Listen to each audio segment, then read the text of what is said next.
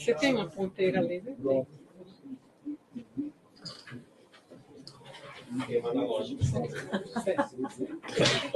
Então, gente, obrigado pela presença, prestigiar o nosso colóquio. Quero agradecer especialmente a Cláudia Vassa, nossa pró-reitora, que veio também prestigiar.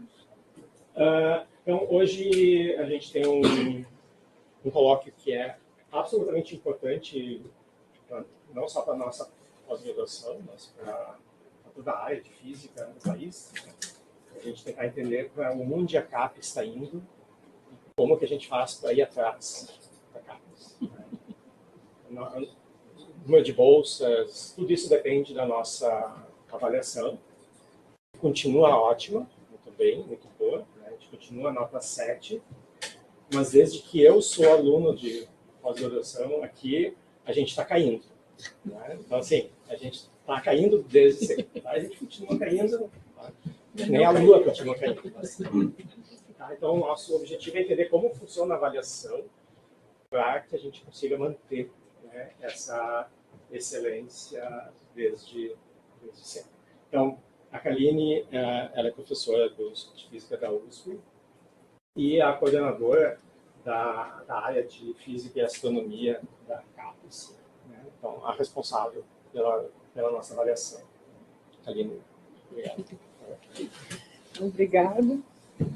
Obrigado pelo convite, e é uma satisfação grande estar aqui. Eu já tinha vindo outras vezes participar aí de umas bancas de mestrado e doutorado da professora Márcia Barbosa, e agora ela está lá na administração e, de alguma forma, eu estou aqui também na parte administrativa. Né?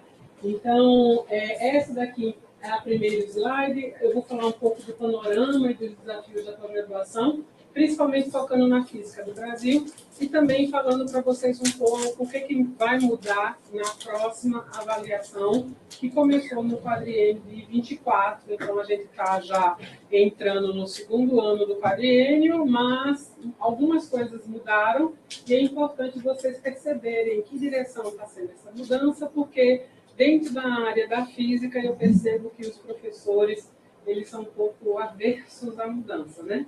Quando vê uma mudança, já fala, não! Aí depois pensa se é razoável ou se não é razoável, né? Então, a CAPES, ela vem numa tendência, né, que foi uma tendência muito cobrada pela comunidade, para transformar a avaliação mais qualitativa do que quantitativa, mas existem grandes desafios em se fazer a avaliação qualitativa, porque a gente tem que ter critérios, métricas e parâmetros muito bem estabelecidos para que não se confunda o qualitativo com o arbitrário. Né? E isso daí é uma etapa bastante importante, e por isso que é importante eu mostrar, porque hoje, basicamente, a gente tem 3 quesitos na ficha de avaliação, um que avalia o programa, o outro que avalia a produção do programa, os discentes, os egressos, e como que eles estão posicionados dentro do mercado de trabalho, e o terceiro que é o impacto da sociedade. Então, esse impacto da sociedade para a nossa área de física, é que eu considero que é o ponto X, porque a gente tem impacto na sociedade, mas a gente foi habituado a só olhar a publicação como sendo o nosso principal produto da pós-graduação, e, na verdade, a gente tem muito mais do que isso. Então, olhar, identificar, escrever e mostrar para todos os docentes que a gente tem isso é que é o desafio da nossa área, comparativamente com as outras 50 áreas da CAPES, porque a física ela tem a sua própria área, ela tem as diretrizes, mas tudo isso vai de acordo com uma regulamentação maior que envolve as 51 áreas da CAPES. Então, não adianta a gente chegar e falar, a gente não quer ser avaliado por impacto na sociedade, não tem como. A gente vai ter que ser avaliado. Então, é a melhor forma da gente se inserir para mostrar para as outras áreas o que a gente faz de valor para a sociedade, tá bom? Então, dentro desse... Aqui, será que avança? Não, isso aí é da tela. Eu acho que eu tenho que trocar. Eu vou ter que vir para cá. Tá bom. Então, só para apresentar, o meu nome é Kaline Coutinho, eu sou a coordenadora. O professor Roberto Cid Fernandes, da Universidade Federal de Santa Catarina, ele é o coordenador adjunto da área de programas acadêmicos, e a professora Lucinara Roman, é a coordenadora adjunta da área de programas profissionais. Os nossos mandatos vão até agora julho desse ano, mas a gente está como fortes candidatos à recondução dentro da área. Enquanto, pelo visto. Tem que cuidar disso.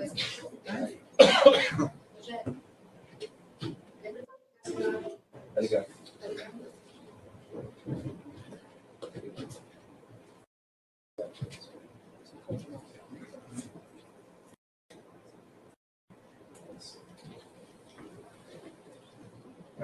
Então, só para dar um breve histórico antes da gente entrar propriamente dito na área de física, só para a gente relembrar que a CAPES e o CNPq foram criados nos anos 50, então todo mundo que está aqui quando nasceu já existia a CAPES e o CNPq, com raras exceções, e a gente acha que isso daqui é uma coisa extremamente consolidada, que já vem de muitos anos, mas na verdade é uma geração, né? A gente tem os professores que estão aposentando agora com 75 anos, essas pessoas nasceram junto com a CAPES.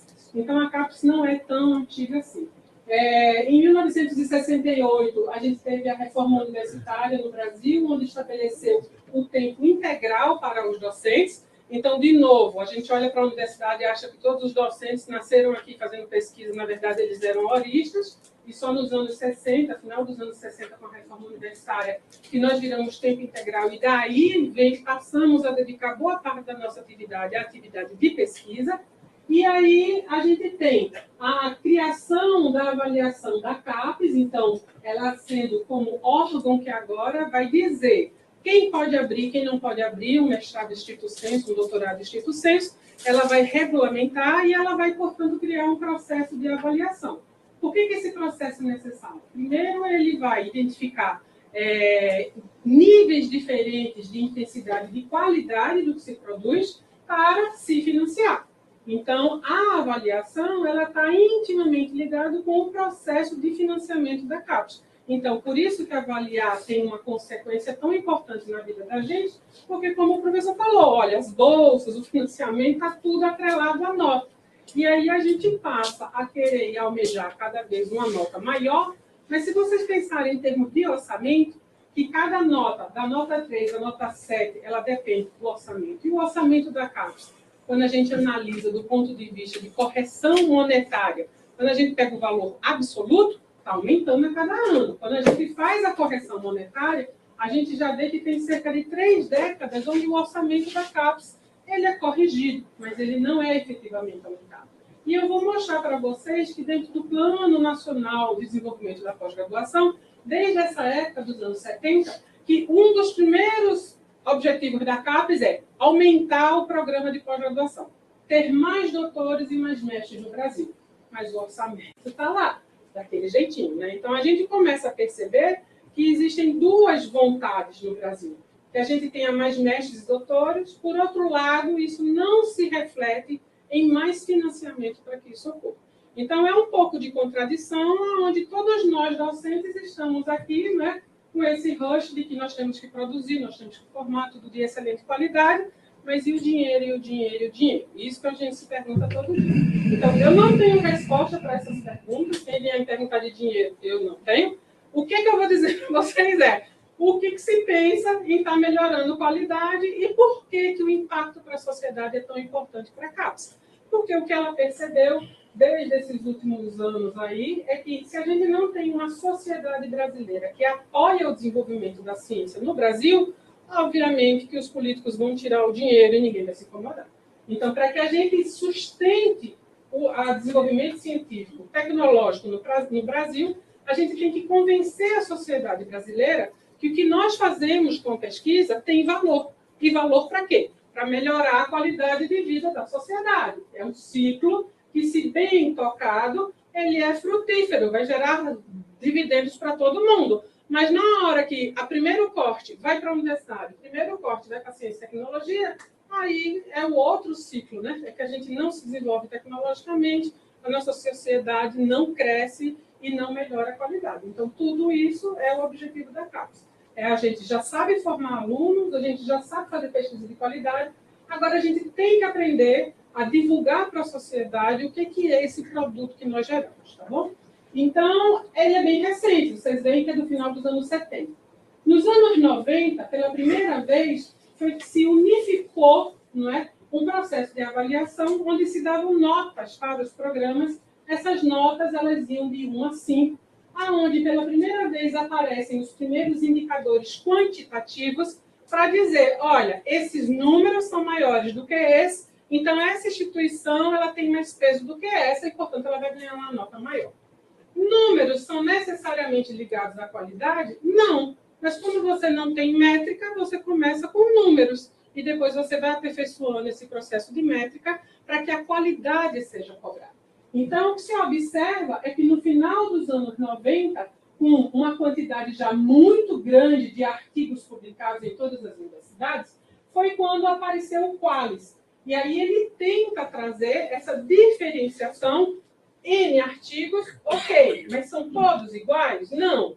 Esses são internacionais, esses são em revistas de mais difícil de publicar, analisado por pares, esse aqui não tem um corpo editorial, não tem pares, e aí a gente qualifica. E aí, na qualificação, quem tem qualis A1, A2, A3 é de melhor qualidade do que aquele que tem qualis B1, B2, B3 e assim por diante. Então, o nosso processo de qualis hoje divide a produção científica em 8 categorias. E nessas categorias, a A1 é mais valorosa, a B4 é a menos valorosa. Não quer dizer que o seu produto de tese ou de um produto de um pesquisador que trabalhou e publicou naquela revista que seja de menor qualidade do que daquela outra que publicou lá na outra revista. Mas, devido ao corpo editorial, a análise por pares, a internacionalização, a citação da revista, acredita-se que deve existir uma correlação entre os indicadores da revista com os indicadores dos artigos. Mas a gente sabe que isso não é 1 a 1. Você pode ter artigos péssimos em revistas boas, como artigo ótimo em revistas que não são tão boas assim. Então, é exatamente essa questão de qualificar é que fica mais complexo o processo de avaliação. Então, o que a gente observa é que no final dos anos 90, a ficha de avaliação ela foi padronizada para todas as áreas, porque além de ter a CAPES coordenando, a humanidades é diferente das saúdes e biológicas, que é diferente das exatas.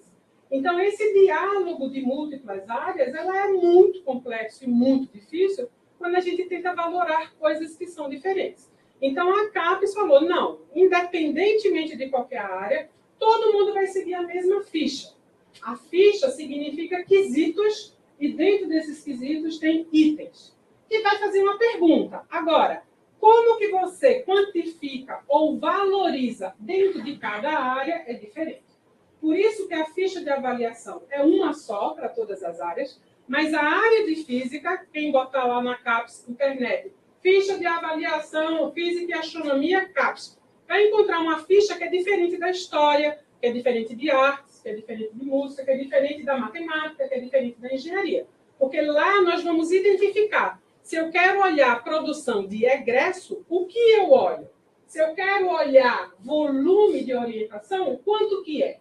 E aí cada área tem os seus próprios indicadores que vão aferir aquela pergunta global da CAPES. Então, dessa forma, se tem como ter uma visão comparativa entre áreas. Uma pró-reitoria, por exemplo, ela sabe que o programa Nota 7 vai ser o programa de excelência dentro daquela área. Não quer dizer que um docente da educação vai publicar igual a um docente da física. Mas dentro da educação, a nota 7 é maior, dentro da física, a nota 7 é maior, e, portanto, a pró-reitoria ela passa a ter um critério de distribuição orçamentária que também se baseia num determinado conjunto de notas. Com essa ficha unificada, nós tínhamos antes 7 quesitos, onde eles eram vistos como proposta do programa, o corpo docente, atividade de pesquisa, atividade de formação, corpo discente, teses e dissertações, produção intelectual, tá certo? E, obviamente, cada um desses itens, eles tinham os indicadores das próprias áreas, tá? Obviamente que, passando já esse período, a gente evoluiu ainda mais, e aí, especificamente, o que aconteceu em 2013?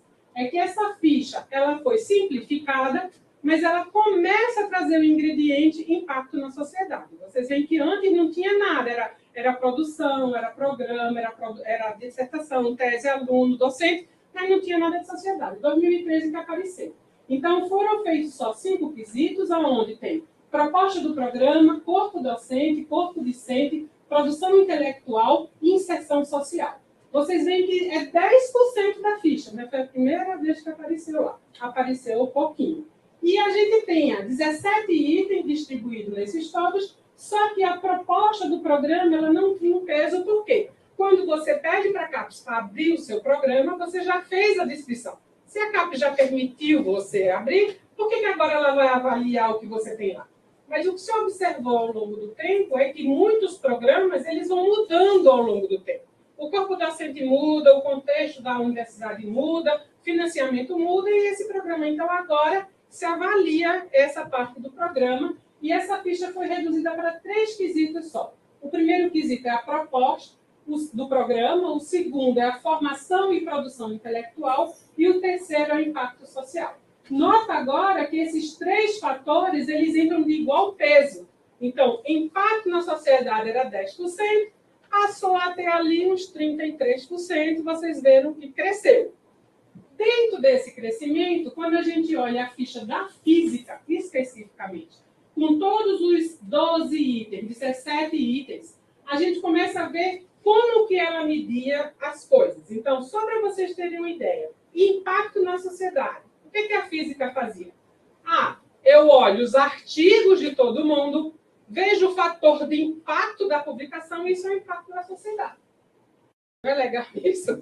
Para a gente para as outras áreas falam, mas isso não impacta em nada a sociedade, o fator de impacto da revista. Então, essas coisas foram evoluindo, e aí culminou agora que esse impacto da sociedade para esse próximo quadriênio, de fato, não tem nada que se refira a artigo, a produto, a quantidade.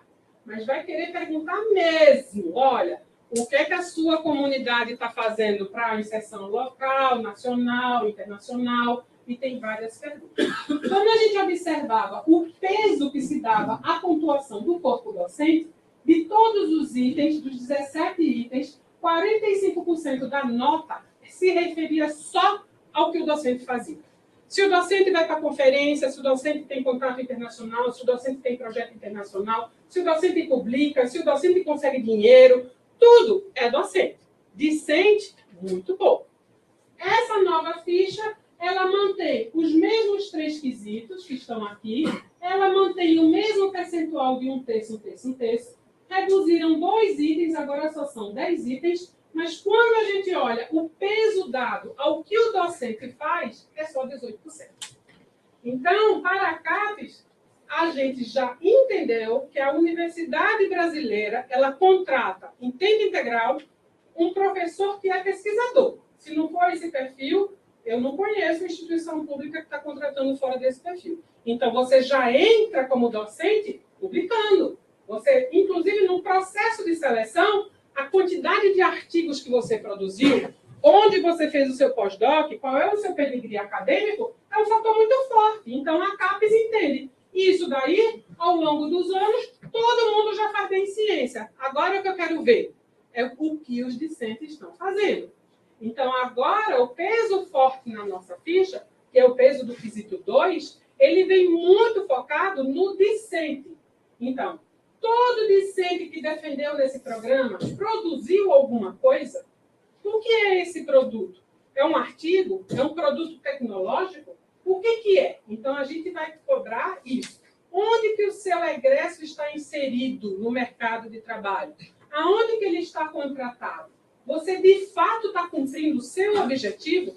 Porque tem programa que fala, o meu objetivo é formar um pesquisador de física para ter emprego nas melhores universidades do Brasil. Ok, aí você vai olhar os egressos. Não tem ninguém contratado nas melhores universidades do Brasil. Esse programa está cumprindo com o seu objetivo? Não está. Então, ele tem que repensar. Então, daí é que vem agora uma cobrança bastante forte sobre o processo de autoavaliação. Físico acha que é bom, eu sei que eu sou bom, todo mundo sabe que eu sou bom, ninguém precisa me autoavaliar, eu não preciso me autoavaliar. mas agora não. Então, existe um peso bastante grande da ficha, que é como que vocês se autoavaliam. O que vocês classificam que é o ponto forte do programa de vocês, o ponto fraco do programa de vocês. E qual é a estratégia que vocês vão ter para os próximos 4 anos, 5 anos, 10 anos, que vocês vão melhorar essa pós-graduação. Atuando aonde? Fortalecer os pontos fracos e ajeitar os pontos fracos. Ou fortalecer os fortes e arrumar os fracos. Na ficha atual do Rio Grande do Sul, desse programa, não existe ponto fraco nesse programa. Esse programa só tem pontos fortes. Nós só somos muito bons. Então, a comissão fala, opa, como é que alguém só pode ter ponto forte e não tem ponto fraco? Tá certo? Então, a CAPES não vai avaliar, você apresentou os seus pontos fracos, agora eu vou reduzir sua nota porque você tem esses pontos fracos. Não, ela quer que você apresente em que você é bom, em que você não é, e como que você vai planejar para poder tirar aqueles pontos fracos em curto, médio e longo prazo, tá certo? Então, essa parte que a física vinha cobrando pouco, ao longo dessas 3 avaliações quadrienais, ela já está num parâmetro mais encorpado, onde tem perguntas específicas e o PPG tem que responder. Uma delas é quais são seus pontos fortes e fracos, qual é a estratégia que você está fazendo, e essa estratégia está combinando com a estratégia da universidade. Então, a universidade também tem que ter uma estratégia. E a estratégia da universidade não pode ser, eu quero ter o maior número de programas de pós-graduação que eu conseguir. Não é. Você também tem que dizer, a minha universidade é forte nessa temática, eu vou valorizar isso. Peraí. Esses programas que têm nota baixa, nós vamos ter uma política de incentivo para eles melhorarem a nota. Naqueles programas que têm nota alta, qual é a política para que eles se mantenham na nota alta? Então, o planejamento estratégico da unidade tem que conversar com o planejamento estratégico da universidade. Então, tudo isso que participa de dizer quem é, qual é o seu objetivo, qual é a sua visão, qual é a sua autoavaliação, que infraestrutura você tem e como que tudo isso conversa, é o quesito número 1. E é isso que a gente vai estar perguntando lá para os seus indicadores, tá bom? O quesito número 2, basicamente, é a origem dos egressos, para onde que os egressos foram depois que se formaram, o que eles estão produzindo enquanto eles estão aqui, o que os docentes estão produzindo também. Então, são produções. E o terceiro é impacto na sociedade. Nesse impacto agora, ele está subdividido em 3 itens. O primeiro item é qual é o seu impacto em camadas. Então, na física, a gente quer saber como que o programa de pós-graduação de física da Universidade Federal do Rio Grande do Sul impacta a Universidade Federal do Rio Grande do Sul. Uma pergunta que, como é que a gente prova que existe impacto? Porque só ficar dizendo, não, nós somos pioneiros, nós aparecemos aqui, fomos os primeiros, e por conta disso a gente é líder. Sim, vocês continuam líder depois de 30 anos? Estão liderando em quê? Qual é o indicador que você vai me mostrar para convencer de que você de fato está liderando? Então, são questionamentos que quem não parou para pensar está só tocando a máquina. Agora não, vai ter que parar e pensar. Então, como indicadores para a nossa ficha da física, a gente pergunta, olha, a física, ela não é em si mesma. A física tem braços e pernas em todas as áreas do conhecimento. Você pode encontrar uma conexão entre qualquer área de física. De música, que você pode estudar ondas, pode estudar um monte de qualidade de materiais para coisa, a parte de saúde, odontologia, medicina, física médica, e vai ter um monte. Então, a pergunta é, no seu curso de pós-graduação, existe aluno que não fez bacharelado em física, que está fazendo alguma disciplina no seu curso? Não é possível que um curso de pós-graduação, nota 7, que é a excelência do Brasil, não consiga atrair um aluno de engenharia, um aluno da ciência da computação, um aluno da biologia, um aluno da engenharia, para vir fazer um curso na física. Aonde que estão indo os principais desenvolvimentos? Informação quântica, tá certo?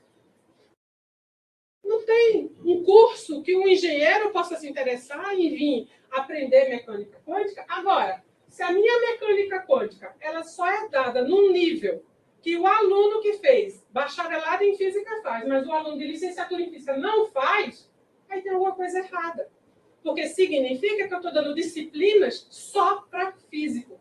E uma pós-graduação ela tem que ser mais ampla. Eu tenho que aceitar alunos de outras áreas se especializando em técnicas que são domínio da física para melhorar as outras áreas. E isso a gente está fazendo? É a autorreflexão, tá certo? Então, essa parte do impacto na universidade vai vir um impacto no Estado, na região. Tem desenvolvimento industrial? Tem. Está contratando físico ou não está? Físico influencia ou não influencia? Tem físico aqui em TI, tem físico aqui em TI, tem em todo canto. Tem físico, agente especialista aqui de física computacional. Estamos tendo emprego, não estamos tendo emprego? E depois, nacional e depois internacional. Tá certo? Depois, o último item desse é o seguinte. Programas que tiverem mais do que 20 anos de existência vão ter que escolher ao longo da sua vida inteira e dizer para a gente 2 grandes impactos que esse programa teve. Aline, o que pode ser isso? Não sei, não tenho bola de cristal. Mas lá na ficha, a CAPES fez um grupo de trabalho sobre impactos, listou um monte de coisa e eu botei lá, por exemplo, e botei um monte de coisa. Agora, o que vocês fizeram, são vocês que vão ter que mostrar para a gente que vocês, de fato, impactaram na sociedade em 2 coisas nos últimos 20 anos. Tá certo? Então, para isso, não pode o coordenador de pós-graduação ser o Cristo que vai preencher a ficha sozinho, tirar essas informações do bolso, porque não vai conseguir grandes exemplos a não ser da própria área. Tá certo? Então, vai ter necessidade de que a comissão de pós-graduação ela instaure desde já, tá certo? Pessoas para refletirem sobre isso. Quem conhece a história desse programa? Então, o que a gente contribuiu? Será que os egressos desse programa estão populando toda a região sul do Brasil e criando outras universidades e criando outras coisas, criando centro tecnológico? Tem algum tipo de coisa que vocês desenvolveram, como uma patente, não sei o quê?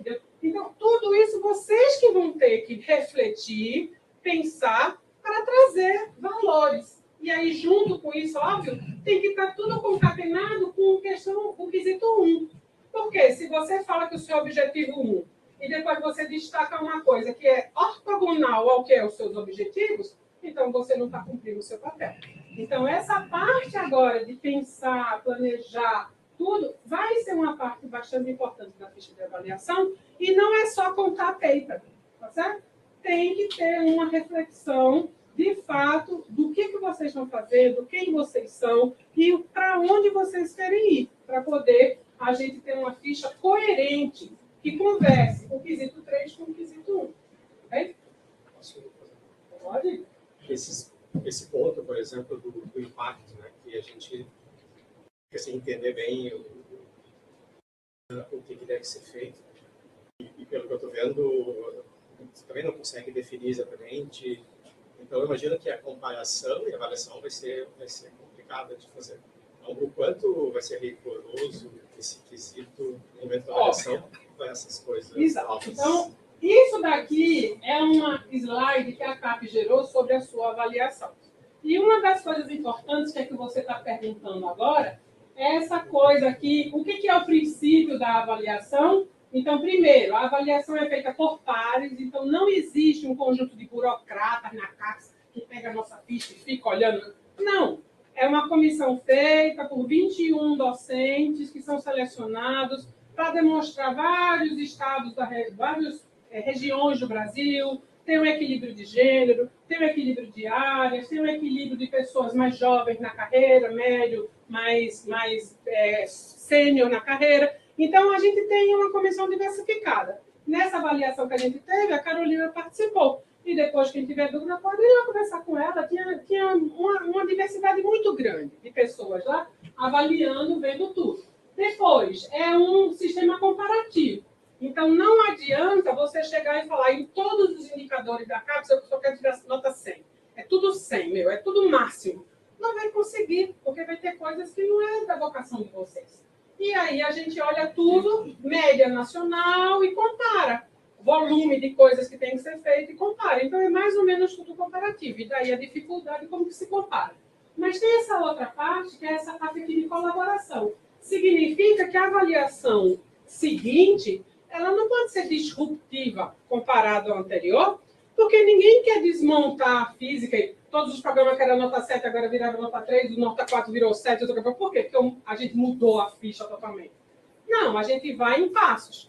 Então, todo ingrediente novo que entra na ficha, naquele quadriênio, existe uma flexibilidade muito grande da comissão para tentar perceber o que é aquela contribuição do Brasil. Agora, uma vez percebendo, quais são os ingredientes mais valorosos e os menos valorosos. E aí a gente tenta fazer uma escala de ranqueamento de valores com base na comparação. Mas não é nada assim disruptivo. Então, essa parte do impacto social, que é a primeira vez assim, está sendo de fato cobrado na ficha da física, ela está vindo assim bem abrangente. Liste, nos fale por que você listou, nos apresente. Então, eu só vou dar um exemplo para vocês. Esse quadrinho que acabou de acabar, pela primeira vez, a gente pediu para que os programas listassem os destaques de 10 artigos feitos com aluno durante o quadriênio. Olha só, 10 artigos em 4 anos você destacar. E aí a gente pedia, dê a referência, o nome do aluno, o tipo da tese, e me diga, num pequeno resumo simples, por que esse artigo é valoroso. Tá certo? Tem um monte de programa que copiou e colou abstrato. Me diga. Se fosse eu sozinha, eu tinha dado 0 em todo mundo que fez isso. Por quê? Como que você vai dizer para mim que eu escolhi dentro de quantos artigos vocês produziram aqui no quadriênio? 600 artigos? Escolheram 10 e vão copiar e colar o abstract? Não tem uma capacidade de explicar com outro físico, com algumas palavras, por que você selecionou aquele artigo como sendo o seu destaque? Entendeu? Então, não faz sentido. Então, aí, quando eu vou perguntar para o coordenador, mas por que você fez isso? Ele falou, porque o meu programa não me apresentou os 10. Aí eu tive que olhar lá, eu peguei as melhores revistas, tinha um Nature, tinha um Science, tinha um... Só que eu não sabia explicar. Então, eu copiei e colei o abstract, e aí está lá explicado. Não faz sentido isso. Então, é o que eu estou dizendo. Todo programa agora vai ser cobrado de anualmente na sua homepage ter lá qual é a melhor tese desse ano, qual é o melhor artigo desse ano, qual é a melhor dissertação desse ano. Eu posso dar prêmio para os meus alunos que sejam certificados, mas eu vou ter que ter na homepage dos programas, anualmente agora, o que se valorizou naquele ano. É uma prerrogativa de vocês. Como que vocês vão fazer isso? Não nos interessa. Mas quando a gente entrar lá para ver, vocês vão ter uma história do que vocês valorizam, o que vocês acham mais importante. Então, vai ter PPG que vai dizer o seguinte, eu vou achar que o melhor artigo é aquele que foi publicado na revista de maior fator de impacto. Aí você publica no Physical Review X, aí tem 8. Isso é o melhor. Mas aí você não avaliou conteúdo, não avaliou se o aluno participou muito, participou pouco, não avaliou se aquilo é o assunto da sua pós-graduação, onde você tem maior densidade de docentes, entendeu? Então, cada um vai expressar nas suas escolhas os seus valores, mas isso tem que ser uma decisão coletiva, não pode ser decisão de uma pessoa só.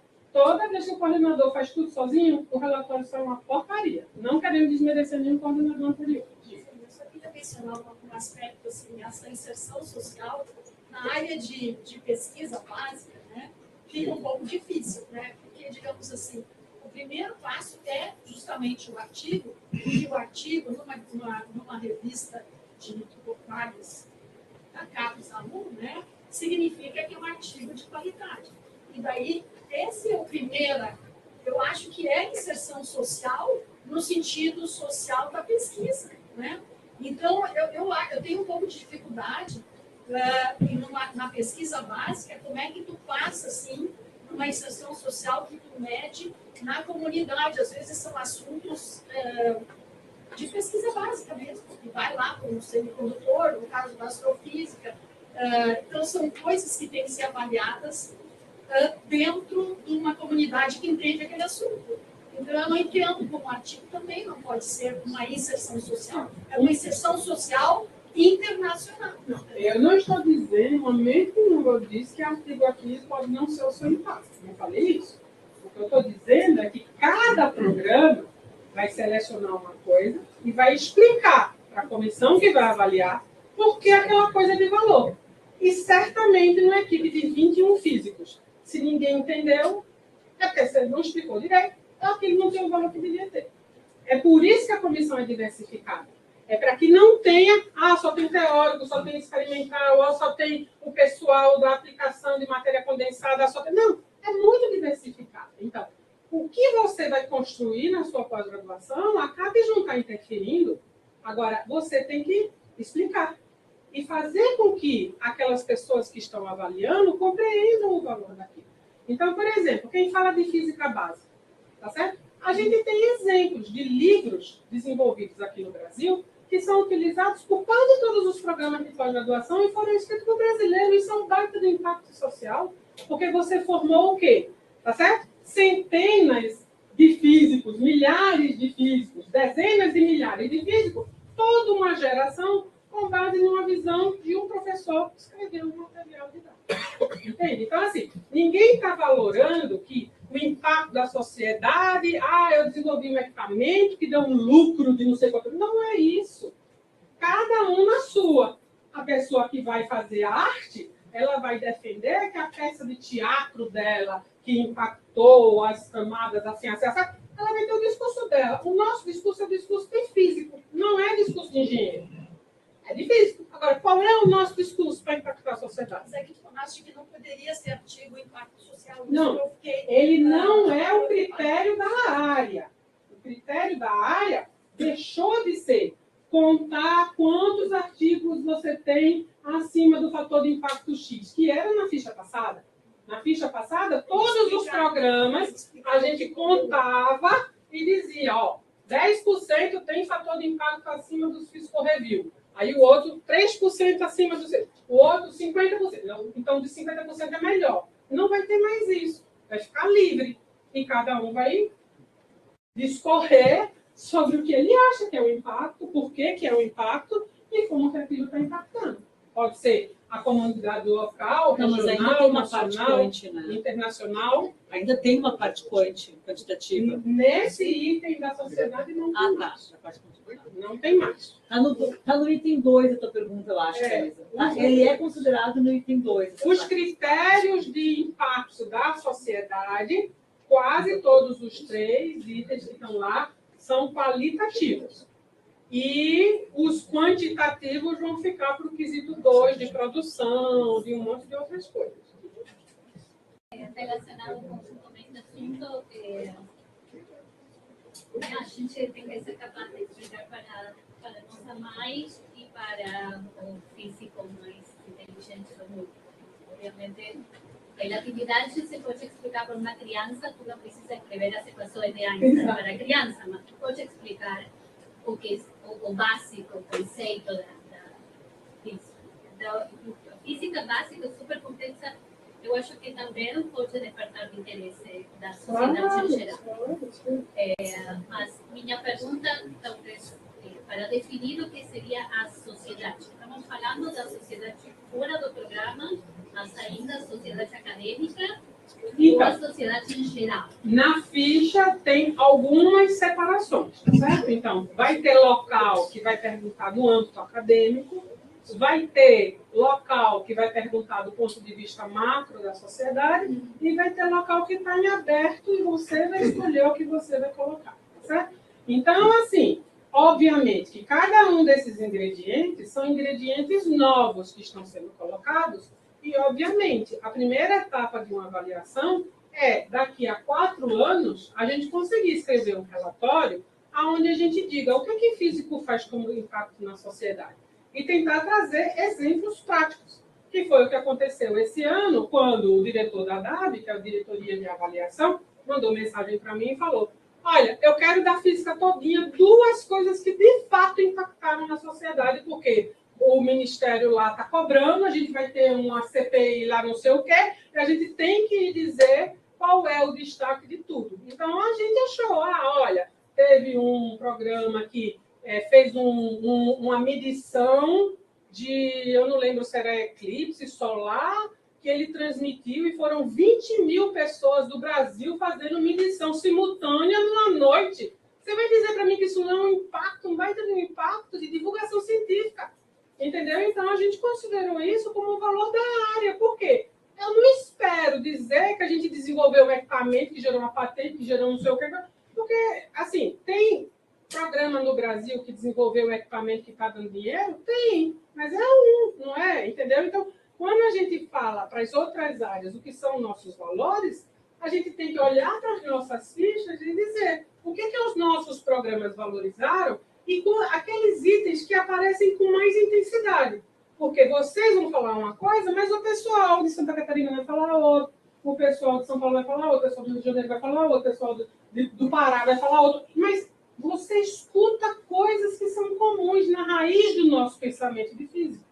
E é isso que a gente tem que extrair para mostrar para a CAPES aonde que estão os nossos valores. Porque se a gente não fala e a gente não valoriza, óbvio, ninguém sabe o que o outro está fazendo. Agora, eu pergunto para vocês aqui, além de dar aula e além de publicar, vocês dedicam tempo a outras coisas? Quase todos nós dedicamos. Agora, a gente nem tem nem coragem de botar essas coisas no lápis. Porque, vou me criticar, porque eu estou... Agora que extensão, nesses últimos 5 anos, que cresceu, aí todo mundo já está botando, olha, eu faço isso de extensão, eu faço isso de divulgação científica. Mas há 15 anos atrás, se você botasse que você fazia isso, o pessoal falava que está gastando tempo inútil jogando fora, né? Mas na hora que o CNPq colocou no Universal, descreva aqui como que você vai divulgar a sua pesquisa, aí todo mundo começou a ter um canal de divulgação, um videozinho, uma coisa legal, entende? Então, a agência de fomento, ela vai induzir. Eu acredito piamente que na física a gente faz muita coisa, só que a gente não escreve nem no lápis.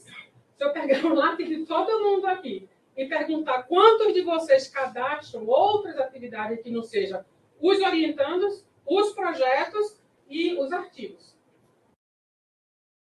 Pouca gente vai dizer, eu boto outras coisas, não é? Porque não é valorizado, nem é mostrado. E agora a gente quer que apareça para poder. Daqui a 10 anos, a gente tem indicadores quantitativos que possam valorar isso aí. Mas, inicialmente, vai ter que aparecer. Então, o grande desafio dessa minha gestão é falar para todo mundo que a gente tem que refletir sobre esse assunto. A gente tem que encontrar onde são os nossos valores de grupos que estão dentro da instituição. A gente pode ter um grupo que valoriza isso, outro grupo que valoriza outra coisa, e no somatório, a pós-graduação se complementa. E aí vai ter um resultado melhor. Agora, se ninguém quer nem conversar sobre esse assunto, aí não tem jeito. Então, esse desafio vai ser apresentar para as outras áreas da CAPES o que nós fazemos. Só para vocês terem uma ideia. Esse ano passado, a Davi me chamou, que é a diretora de avaliação, e falou o seguinte: Aline, a física é a única área de conhecimento que só pontua artigo. Não tem pontinho em mais nada. Não tem livro didático, não tem divulgação científica, não tem atividade extensionista, não pontua em nada. O que eu fiz? Né? Então, agora eu tenho que fazer vocês falarem, para poder a gente começar a ter outras coisas. Porque, sem dado, como que a gente vai dizer? E eu tenho certeza que a gente tem. Entende? Então, a partir desse quadriênio agora, vocês veem que na hora que perguntar produção de discente, em todo o canto da ficha, estava escrito artigo publicado. Aí está lá. Ou produto tecnológico. Ou produto tecnológico. Agora, o que é o produto tecnológico? Então, do mesmo jeito que ela perguntou o que é o impacto social, o que é o produto tecnológico, a CAPES tem grupos de trabalhos que geram documento para essas áreas e são documentos amplos que são aplicáveis em muitas das áreas. Então, eu recomendo que vocês baixem o documento de impacto social, baixem o documento de produto tecnológico. E aí comecem a perceber o que nós fazemos que está listado nesse documento. E aí, isso a gente vai tentar primeiro coletar, depois, na próxima etapa, quantificar e qualificar. Tá certo? Tem dificuldade. Vamos imaginar o seguinte, operação para a indústria. Eu começando a ter um excelente exemplo disso. Mas eu posso ter esse como é que a gente coloca no relatório? Vamos, aí eu já estou, que é só esquentando os motores para a gente chegar na física, tá bom? Eu tenho uma pergunta sobre essa questão de impacto na sociedade. Por exemplo, é medido pela CAPES a revisão por pares, artigos... Atualmente, quando a gente vai olhar o impacto social, que é o quesito 3.2, um dos ingredientes é professores terem dado assessoria para a agência de fomento, para revista, para não sei o quê. Então, isso entra como um macroscópio do programa listar as participações que tem e quase todo mundo coloca isso. Então, isso já é valorizado hoje em dia. Tá bom? Diga. Tudo isso demanda a gente preencher uma ficha de avaliação, certo? Tá. Então, a minha pergunta é, os quesitos já estão disponíveis para que a gente possa acompanhar? Desde maio do ano passado. E eu, como coordenadora, tenho gravado vídeos de apresentação para os coordenadores de área. Os coordenadores de área têm acesso a um drive compartilhado e toda reunião que eu faço, eu gravo, deixo tudo lá. Ah, eu troquei, sou coordenador novo, entra lá, assiste tudo. A gente tem grupo de WhatsApp, eu mando as informações. Então, assim, a minha coordenação, uma das coisas que eu tenho tentado fazer é ser bem transparente. Então, para ajudar todo mundo a preencher o relatório do quadrinho passado, eu fiz um checklist dizendo, ó, no quesito tal, a gente vai avaliar isso. Você tem que escrever isso. E coisas afins. Nesse, vai avaliar isso. Tem que escrever, sabe? Então, quem seguiu o roteiro, em geral, a comissão gostou muito, porque achou os dados lá, estava tudo explicadinho, e foi relativamente fácil de fazer para quem seguiu, só que não foi obrigatório. Então, o Rio Grande do Sul não seguiu.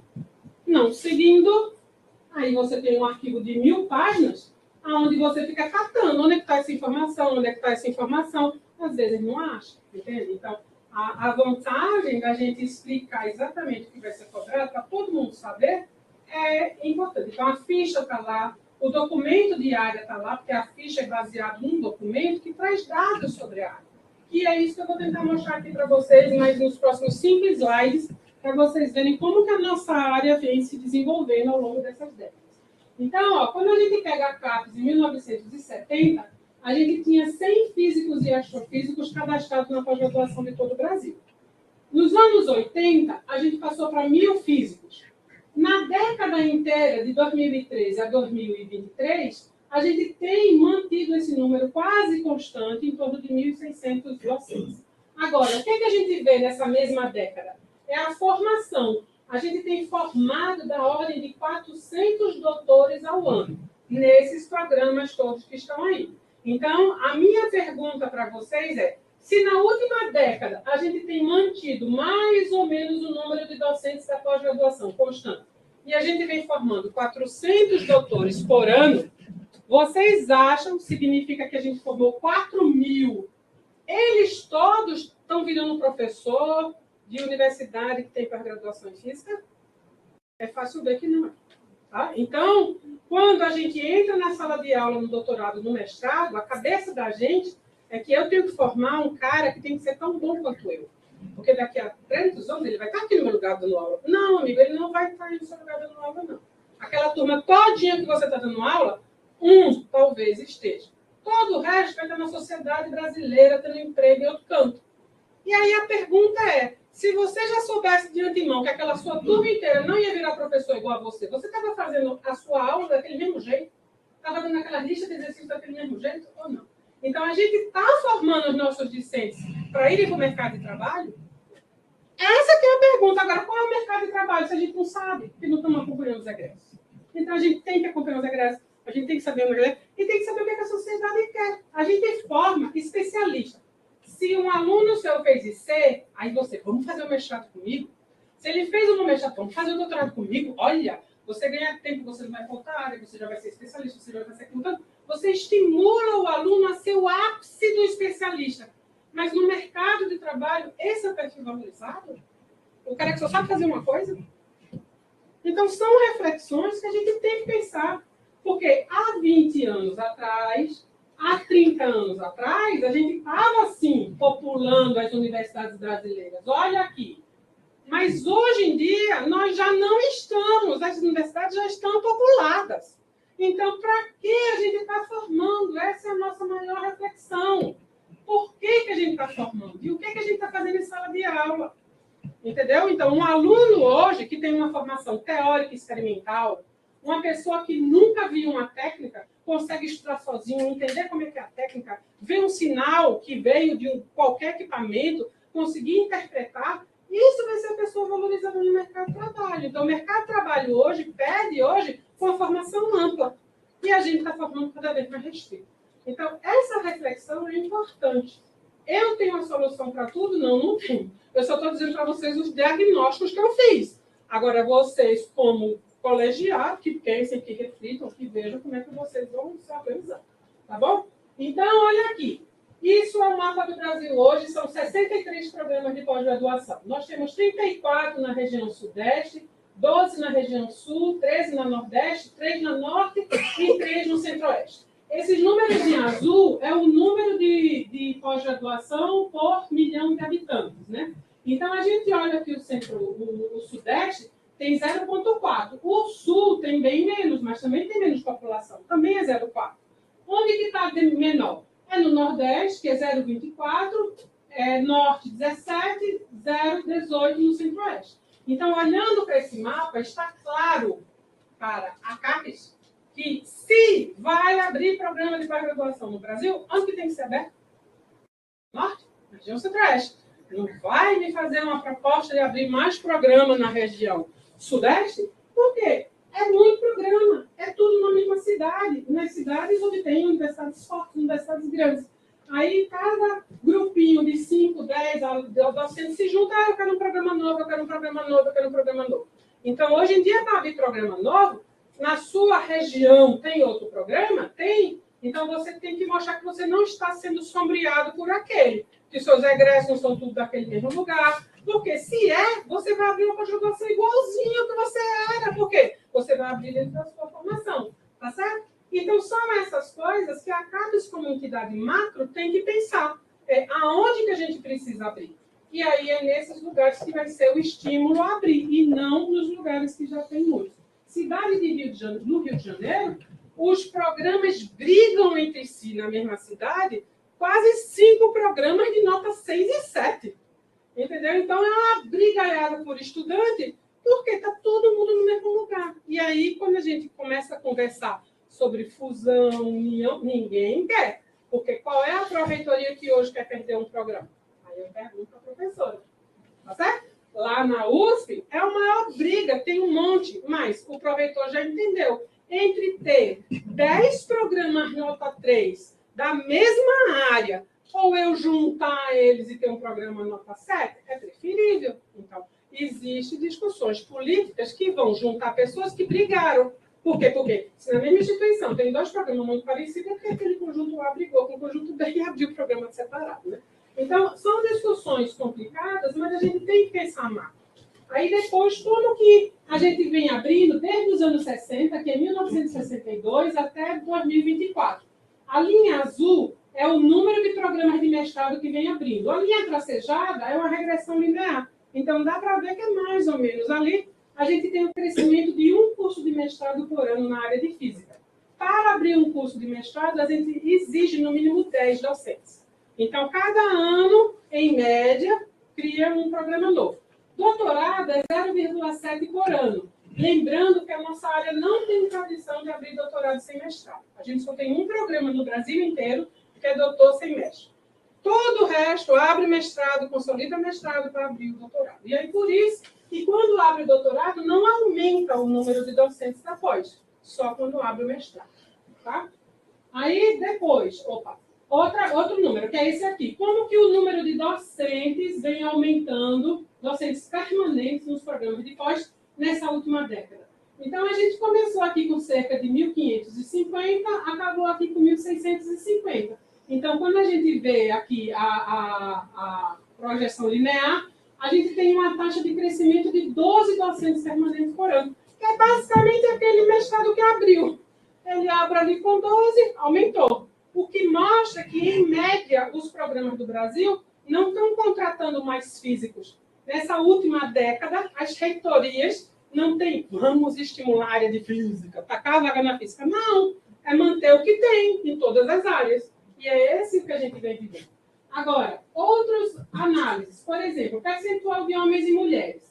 A nossa área, na pós-graduação, a gente tem 16% de mulheres. Mas se a gente analisar as discentes, são da ordem de 22%. A gente fez um levantamento sobre alunas mulheres na graduação da física. É 22%.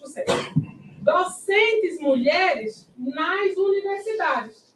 É 22%. Então, mostra que, claramente, para reduzir de 22 para 16, existe alguma coisa que espanta a mulher da pós.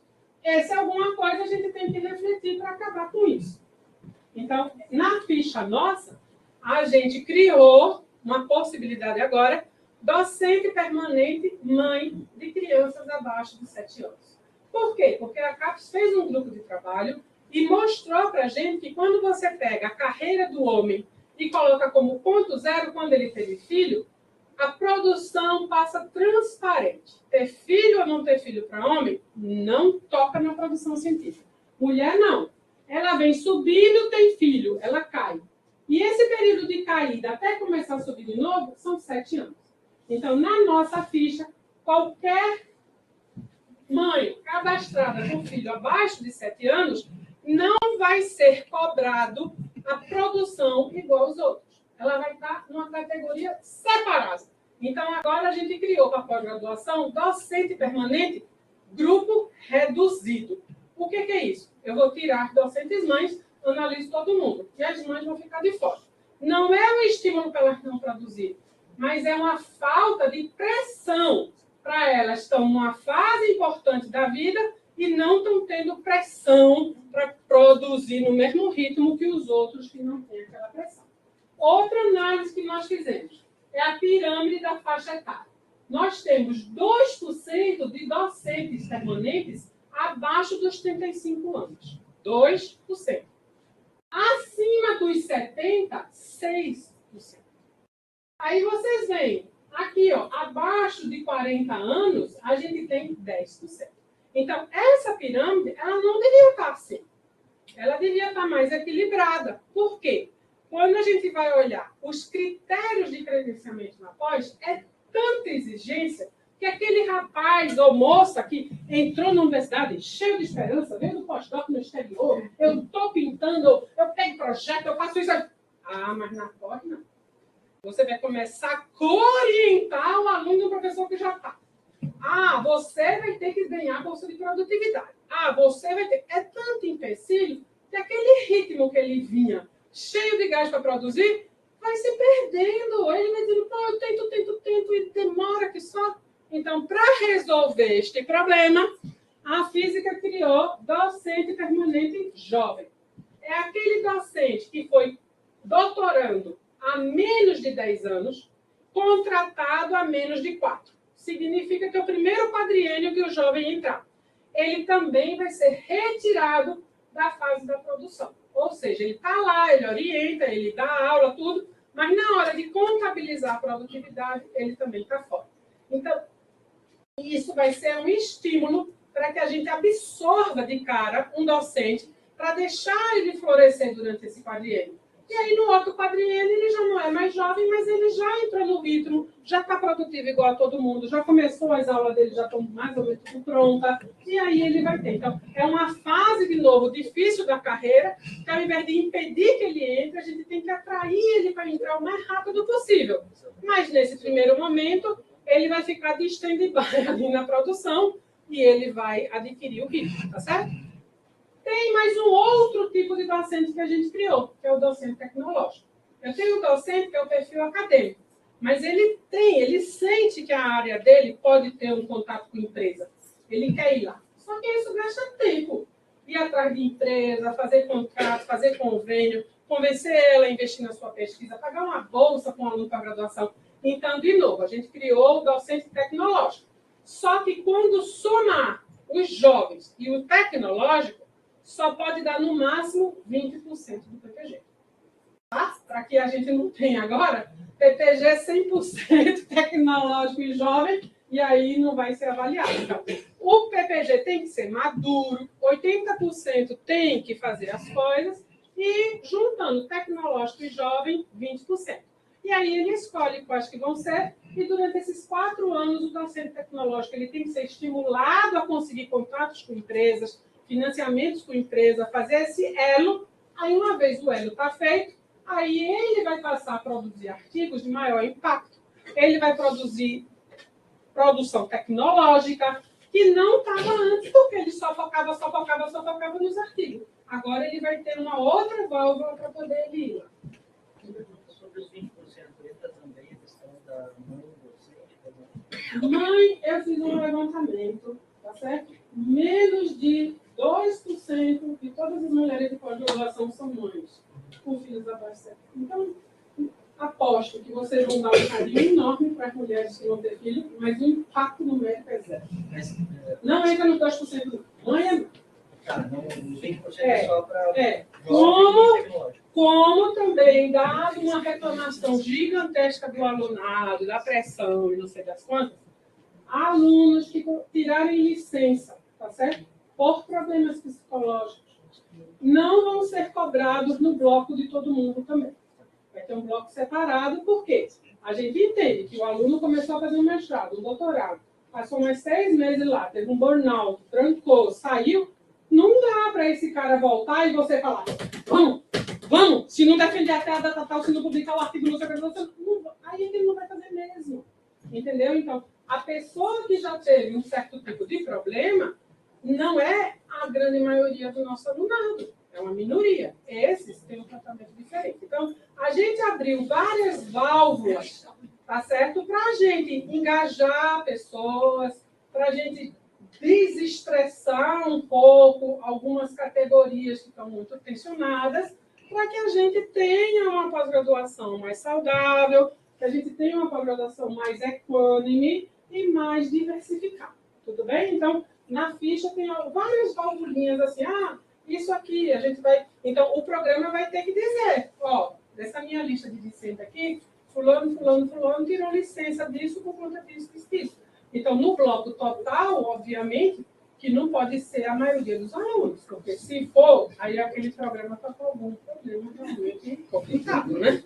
Então, essas reflexões vão ter que ter, tá? Ok, então, só para a gente finalizar aqui, uma outra coisa que mudou também é que o que a gente observa é que dos nossos formandos, a cada 100 alunos, 60% são mestres e 40% são doutores. Então, mostra que quando a gente faz a média de discentes titulados por docente permanente por ano, tipicamente, um docente da pós, ele orienta um mestre a cada 2 anos e meio e um doutor a cada 4 anos. Essa é a média do Brasil inteiro, todas as áreas, tá? Óbvio que vai ter orientador que vai orientar muito mais, vai ter uns que vão orientar muito menos, mas a média é essa. E aí o que a gente observa é que esse número, basicamente, ele vem constante na última década. A questão da evasão, a gente tem cerca de 16% de alunos que se matriculam e vão embora, e quando a gente analisa a causa da evasão, a gente vê que 25% abandona e 75% dessas pessoas elas foram desligadas do programa. Significa baixo desempenho. Ou porque não passou em disciplina, ou porque não fez a proficiência de língua, ou porque não apresentou a tese no prazo regimental. Tá certo? Então, é um dado que a gente não analisa, que a gente não pondera na CAPES, mas eu acho que é um dado de reflexão que cada unidade tem que fazer para ver se tiver uma evasão muito acima de 16, tem que refletir, porque do Brasil inteiro essa é a média que está lá, tá bom? E aqui é um outro gráfico como a produção científica vem aumentando. Então, nessa última década, a gente saiu de 3,2 publicações por ano por docente para 4 publicações por ano por docente. Na minha opinião, é muito alto. Isso para o Brasil inteiro. Tá certo? É muito alta essa média. Então, o que a gente observa é que na física existe, sim, um estresse de vamos publicar mais, porque a CAPES está exigindo mais, a CAPES está exigindo mais. Não é não. Então, para acabar com esse estresse, a gente não vai cobrar mais na ficha de avaliação da física número de artigos por docente. O que a gente vai olhar é quantos docentes são produtivos. Quantos docentes publicam naqueles extratos mais altos de artigo, mas não mais vai ter número de artigo? Porque a gente não quer que a nossa comunidade seja aquela comunidade que só pensa em quantidade. A gente quer que se produza com qualidade. E nem sempre quantidade e qualidade andam de mão dada. Não quer dizer o oposto. Não quer dizer que quem produza pouco é de qualidade, tá? Mas, às vezes, a gente precisa dar um projeto desafiador, que vai levar mais um tempo, e que o aluno vai sair da pós-graduação inteira dele com um artigo, mas é um artigo onde, de fato, ele entendeu alguma coisa, resolveu uma questão importante da física, tá certo? E aí, nesse caso, o que é que vai ser cobrado? É que todo aluno que saiu da pós, seja mestre ou seja doutor, tem que gerar um produto, que pode ser artigo ou produto tecnológico. E agora entender o que é esse produto tecnológico, e uma vez um dos dois, vai estar dentro da ficha da física. Uma dúvida sobre publicações em grandes colaborações, assim. Porque isso acaba gerando um número bastante elevado e revistas, efetivamente, de alto. Como que é visto pela... Atualmente, a gente faz toda a análise do PPG com as grandes colaborações e sem as grandes colaborações. E o parâmetro comparativo é sem as grandes colaborações. De tal forma que quem tem é valorizado, mas não prejudica o que não tem. Tá? Porque tem programas no Brasil que tem 0 docente de grandes colaborações. Então, esse também não pode ser. Então, na análise comparativa, a gente só olha a produção sem as grandes colaborações. Isso para os docentes. Para o discente, se ele produziu, e se foi um artigo de grande colaboração, conta como trabalho do aluno, ok? Mas agora, quando eu perguntar se o docente produziu, não me importa se ele produziu 160 artigos no quadriênio, porque nós temos docentes no Brasil de grandes colaborações que publicam isso, ou se ele produziu 4 no quadriênio. Ele vai estar lá ticado como produziu. A outra é bolsa de produtividade, que é o CNPq, está com problema, o CNPq, todo mundo reclama do CNPq, né? E um dos itens da nossa ficha é quanto é o percentual de bolsista de produtividade. Então, a gente foi no CNPq e falou, olha, para ser bolsista de produtividade, recentemente tem ficado um pouquinho pior, porque o dinheiro está curto, mas sempre foi você publicar 2 artigos por ano em revistas de impacto maior do que o e-mail. Esse critério nós vamos usar e vamos quantificar quantos de vocês têm o perfil de bolsista de produtividade. Tem na bolsa ou não tem na bolsa, não me importa mais. Porque eu não acho justo uma agência ficar usando a avaliação da outra agência que tem outros critérios e problemas orçamentários e a gente ficar punindo os programas. Então, não. Eu fiz um levantamento particular dos programas que têm docentes com perfil, e a grande maioria dos docentes que tem perfil de bolsista e não tem bolsa está na região centro-oeste e norte. Por que será? Entendeu? Problemas então, de baixa nota, né? Porque na avaliação do CNPq, pergunta se você orientou mestrado e doutorado, então se não tem programa, você já se afunda. Se a nota do seu programa é alta ou baixa, entendeu? Então, é um ciclo que um se alimenta do outro. E quem está nos grandes centros se beneficia, quem está nos pequenos centros se prejudica. Então, agora a gente vai olhar. A gente tem a produção de todo mundo. Então, a gente vai contar. Ó, tem 2 artigos por ano em revista de fator de impacto acima do e-mail? Vai entrar lá como percentual de produtivos. Perfil de bolsa de produtividade. Então, tá tudo resolvido. Só para esclarecer, esse número é de todas as áreas ou de física? É só física. Assim, só? É só física e astronomia. Agora, esse número entra as grandes colaborações. Por isso que eu acho que é esse número desse jeito. Porque a maioria da gente olha e não se vê nesses números. Então, deve ter colegas nossos que devem produzir toneladas, né? Então, por isso que qual vai ser o número? Nessa quadriênio foi cobrado para a gente ficar lá como produto de altíssimo impacto, não sei o quê. Foram 8,6 artigos no quadriênio. Na nova regra vai ser 8, porque são 2 por ano, o quadriênio inteiro. Mas se a pessoa entrou no meio do caminho, eu só participei como docente permanente 2 anos, então vai ser cobrado 4. Ah, eu entrei só com 1 ano. E lembrando que o jovem docente não vai entrar nessa conta. A docente mãe também não vai entrar nessa conta. Porque eu vou analisar o corpo docente reduzido, permanente reduzido. E nesse cálculo da taxa de publicação, por exemplo, se eu publico um artigo para a Carolina, a nossa média é 1 ou a nossa média é meio? A gente analisa a lista de produção total do programa. Então, é retirada as duplicidades. Então, eu pego quantos artigos foram publicados por esse PPG, quantos docentes permanentes eu tenho no período que ele entrou. Então, pegar o mesmo artigo, vamos botar com a autoria de todo mundo, aí a gente cumpre o critério da CAP. Não vai cumprir, não. Tá? Então, é isso aí, ok? Então, basicamente, são essas informações sobre a área. E aí, agora, a gente vai para outras informações mais gerais da CAP, que esse aqui é o número de formandos de todas as áreas. Sendo roxinho mulheres e azulzinho homens. Então, o Plano Nacional de Pós-Graduação, ele tinha uma meta para atingir em 2020 de 25 mil doutores sendo titulados todo ano, e vocês veem que foi atingido a meta, né, dessa quantidade. Aí, o que eu esperava? Que a CAPES agora não fosse querer crescer mais, né? Não, está lá. Quem olhou o Plano Nacional de Pós-Graduação que foi lançado no começo desse ano, primeira meta lá, continuar formando mais doutores, mais mestres. Agora, é ruim? Não, não é. Porque aí eu vou mostrar para vocês esse dado daqui, da CAPES, que é comparativamente com todos os países do mundo.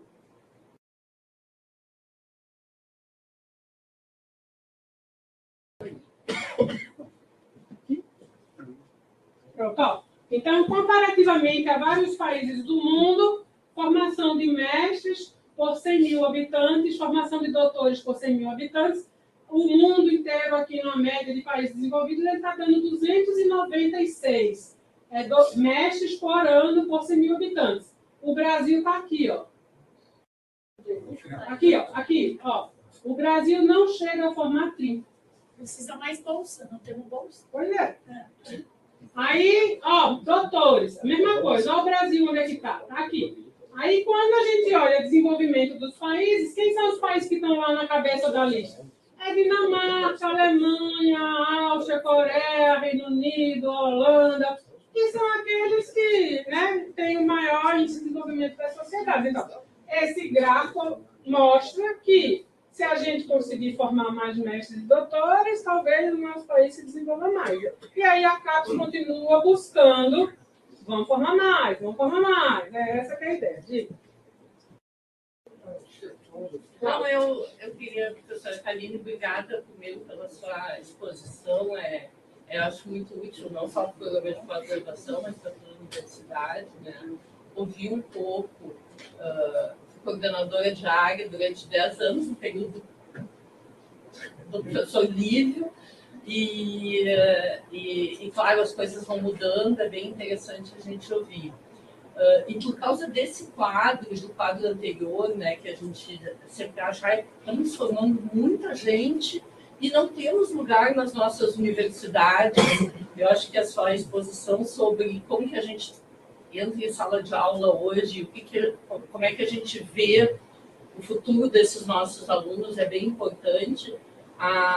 Nós temos uma meta para esse ano, né, dentro do plano estratégico da Pró-Reitoria, que é de encontrar lugar para os nossos mestrandos e doutorandos nas empresas de Porto Alegre, nas empresas, nas indústrias de Porto Alegre e adjacência, né?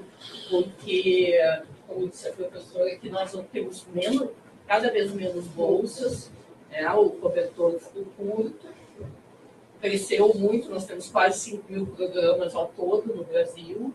Então, nós temos, por todos esses motivos, né, e porque não vai ter emprego nas universidades para todos eles, porque os empresários brasileiros, diferente dos empresários de outros países, desses outros países, têm que entender o valor do mestre e do doutor para a inovação dentro das suas empresas. Então, por isso, a gente tem esse plano estratégico de convencer as nossas empresas, nossos industriais aqui da região a dar estágios os nossos... E daí nós vamos ter uma lista de vagas de estágio remunerado. A gente espera convencer esses empresários. Então, deixa eu mostrar para vocês rapidinho, antes de abrir para perguntas, que é a situação dos nossos egressos, porque a CAPES ela usa um programa que chama Raiz, onde ela identifica o CPF dos egressos e vê onde é que eles estão. Então, olha só, de todas as áreas de conhecimento, aqui é o percentual que tem emprego do mestrado com 2 anos, mestrado com 5 anos, mestrado com 10 anos. Amarelo é 2, vermelho é 5, e azul é 5 e vermelho é 10. Então, aqui as curvas mostrando que os mestres, cerca de 70% estão empregados. Doutores, cerca de 80% estão empregados. Né? Isso é de todas as áreas do conhecimento. Mas e na física? Aí eu fui lá no Raiz da Física. Tá aqui, ó. 45% dos nossos egressos estão no mercado de trabalho. E 37% estão dentro da nossa própria pós-graduação, melhorando a sua formação. Então, a gente dá para ver que os mestres viram doutores, os doutores viram pós-docs, e a gente tem um total aí, ó, se a gente somar esse percentual aqui, a gente tem um percentual de 80% que ou está melhorando a sua pós-graduação ou está já no mercado de trabalho inserido. Essas bolinhas aqui, ó, aqui é o eixo do percentual que está com emprego fora da universidade, e esse daqui é o percentual que está na pós-graduação. Então, a Universidade Federal do Rio Grande do Sul, este programa, é esta bolinha que está aqui. E foram encontrados 320 egressos pelo Raiz, onde 42% está com emprego e 30% está na própria PPG. Então, vocês veem que é mais ou menos esses 80% que são encontrados.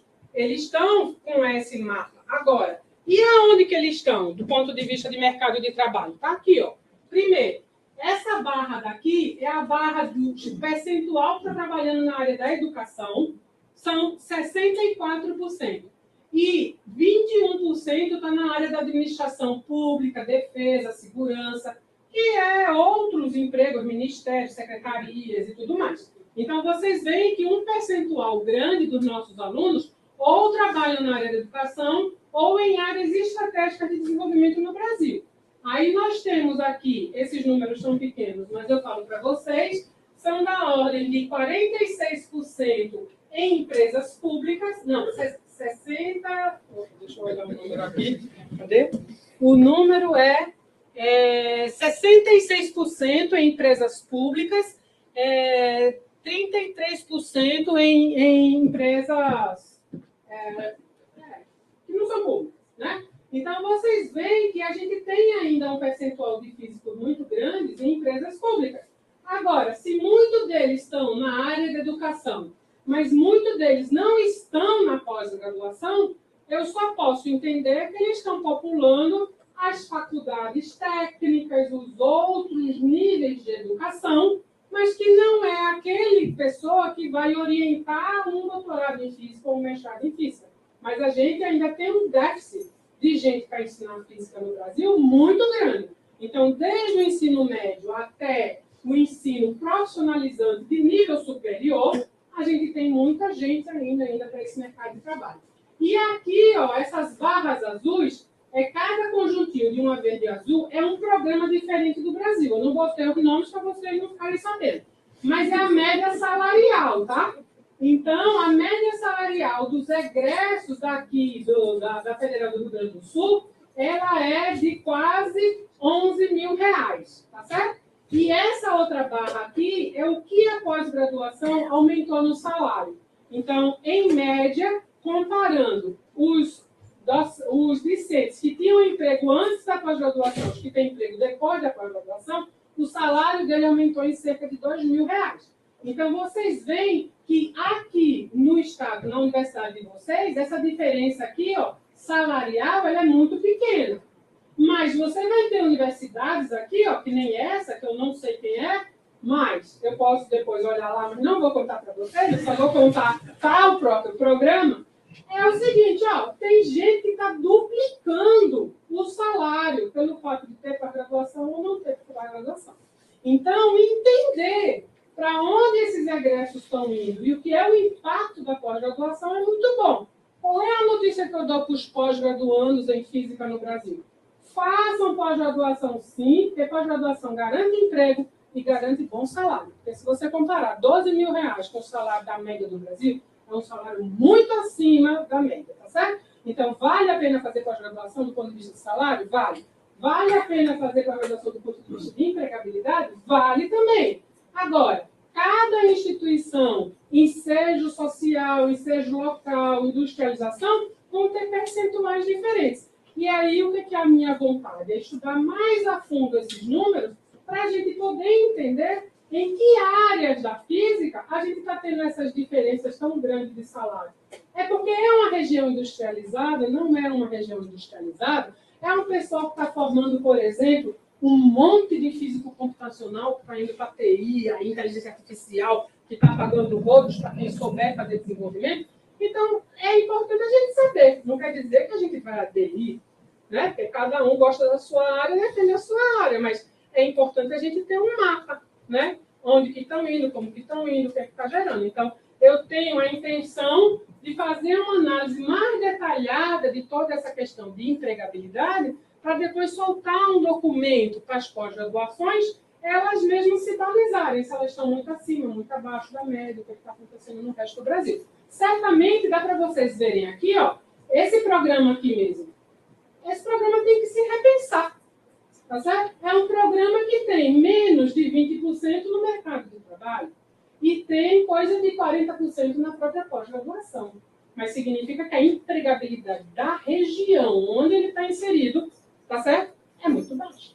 Então, será que é uma pessoa que está inserido num determinado ambiente, mas os docentes formam com a outra coisa? Então, é isso que é importante a gente avaliar e refletir. Esse gráfico é fantástico. Uma pergunta assim, na área das revistas, sobretudo, as pessoas têm saído para trabalhar para empresas de fora do Brasil, ficando no Brasil. Uhum. Como que eles entram nesse Então, gráfico? nesses gráficos eles não entram, porque se o CPF não está nem cadastrado na CAPES e nem está no raiz, eles não estão. Então, eu acredito que esse número 20% que falta, pelo menos uns 10% a 15% deve ser brasileiro que trabalha no exterior, tá certo? Porque o CPF dele nem entra em canto nenhum. Então, ele deve estar ativo e deve estar por aí. Então, assim, é por isso que eu digo para todo mundo que fazer pós-graduação de física é bom, é ótimo, do ponto de vista de empregabilidade, do ponto de vista de salário e tudo mais. Então, a gente não pode vir com esse papo para os alunos, ó, não tem emprego na universidade. Não, não tem na universidade, mas está cheio de emprego para quem tem uma disponibilidade de aprender coisa nova, de fazer coisa nova e se dedicar à resolução de problemas de forma ampla, né?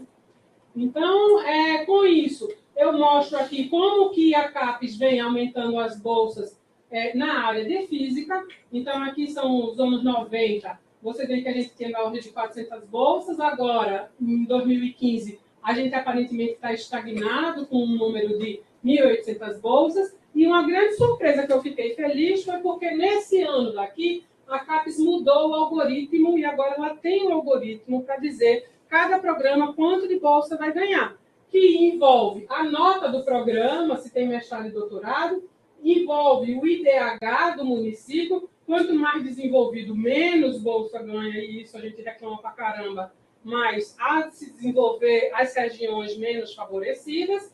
Depois, a titulação média do curso, que é o número de egressos que nós estamos tendo, quanto que a gente titula, é feita uma média para a área, e depois, se o seu PPG titula mais do que aquela média, ele vai ter um fator multiplicativo para ganhar mais bolsa. Se ele titula menos do que a média, ele vai ter um fator multiplicativo depreciativo. Então, a nossa área, mais ou menos, se manteve depois desse critério. A área da química, por exemplo, ela está com uma queda assim, ó, vertiginosa, e o coordenador da química fica tentando recuperar, mas a CAPES, os métodos agora de distribuição, não levam em consideração a área. Fazem análises macros de qualidade, de IDH e de tamanho do PPG, olhando o número de egressos, tá bom?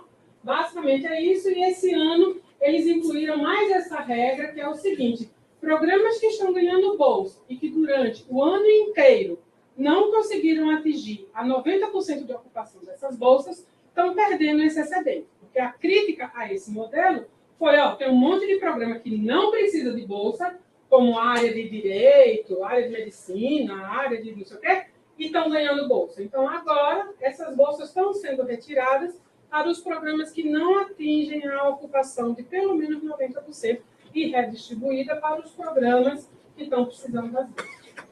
Agora, o comentário do CEIFAPESP, porque a gente não tem uma agência de fomento como o Estado de São Paulo tem, e a titulação média de recursos, por óbvio, para os outros lugares cai, porque tem muita bolsa de pós-graduação na FAPESP, então isso sobe.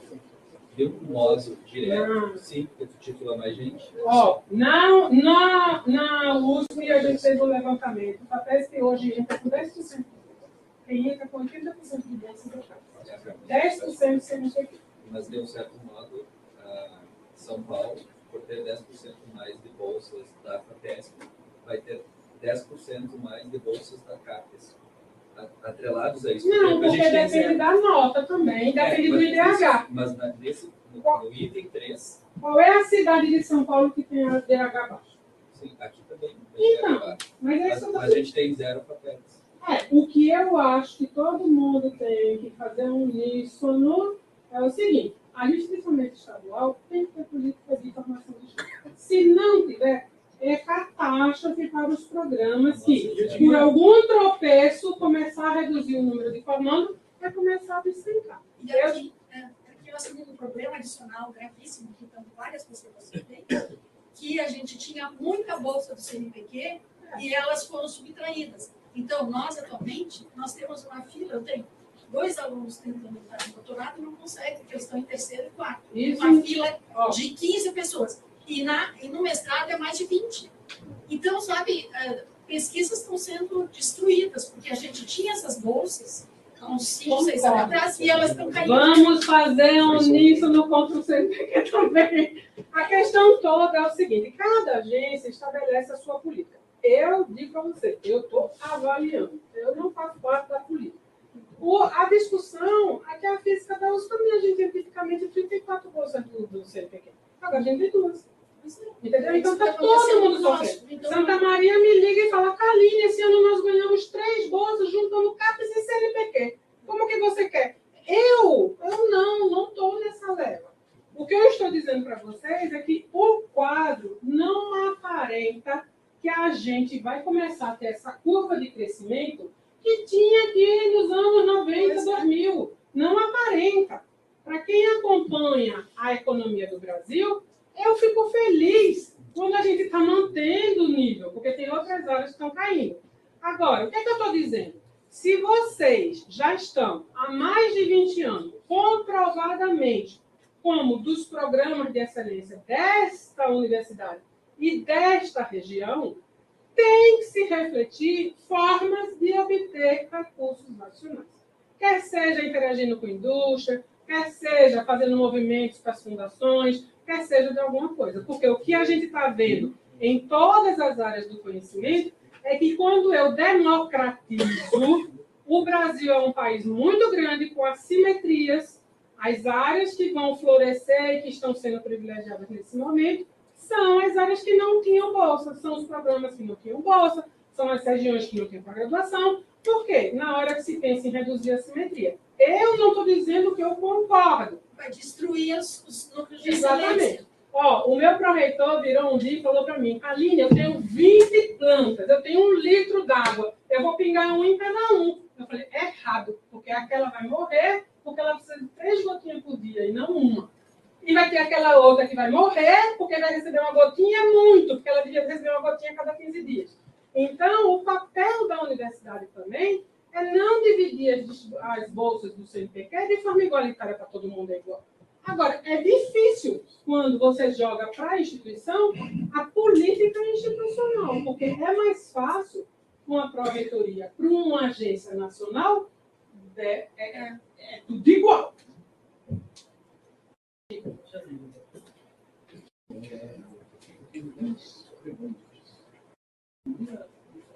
Poderia adotar aquele gráfico que tem no Brasil, mestres e doutores, nós estamos na função de embaixo.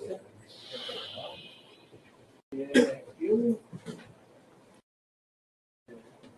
vou dizer uma coisa, mas eu estou falando 10 anos atrás.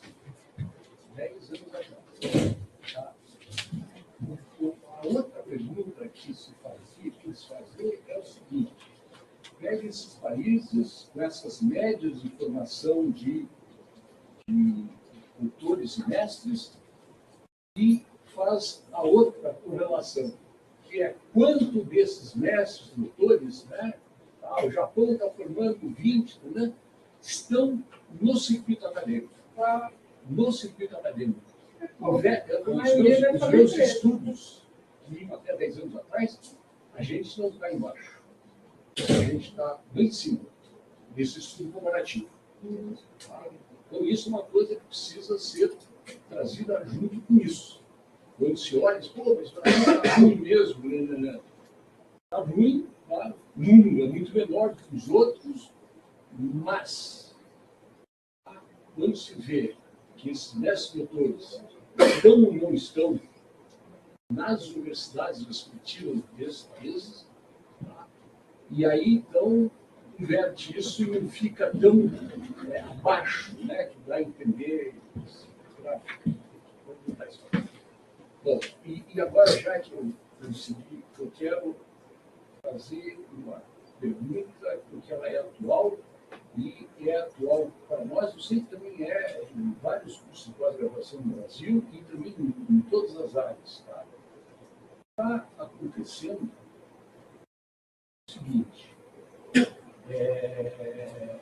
muitos programas de pós-graduação, tem grupos de pós-graduação que estão ganhando projetos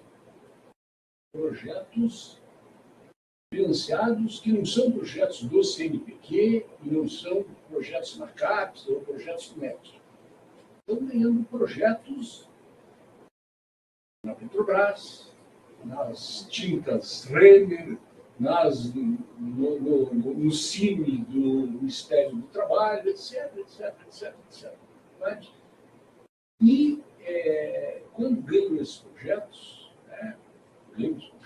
são concedidos, tem uma parte dos projetos, todos eles têm previsão de dar bolsas para, e daí dão bolsas para os alunos que já estão no programa com bolsa.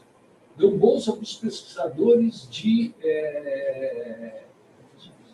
já têm bolsa de pesquisa, entende? Né? Bolsa de pesquisa. Tá?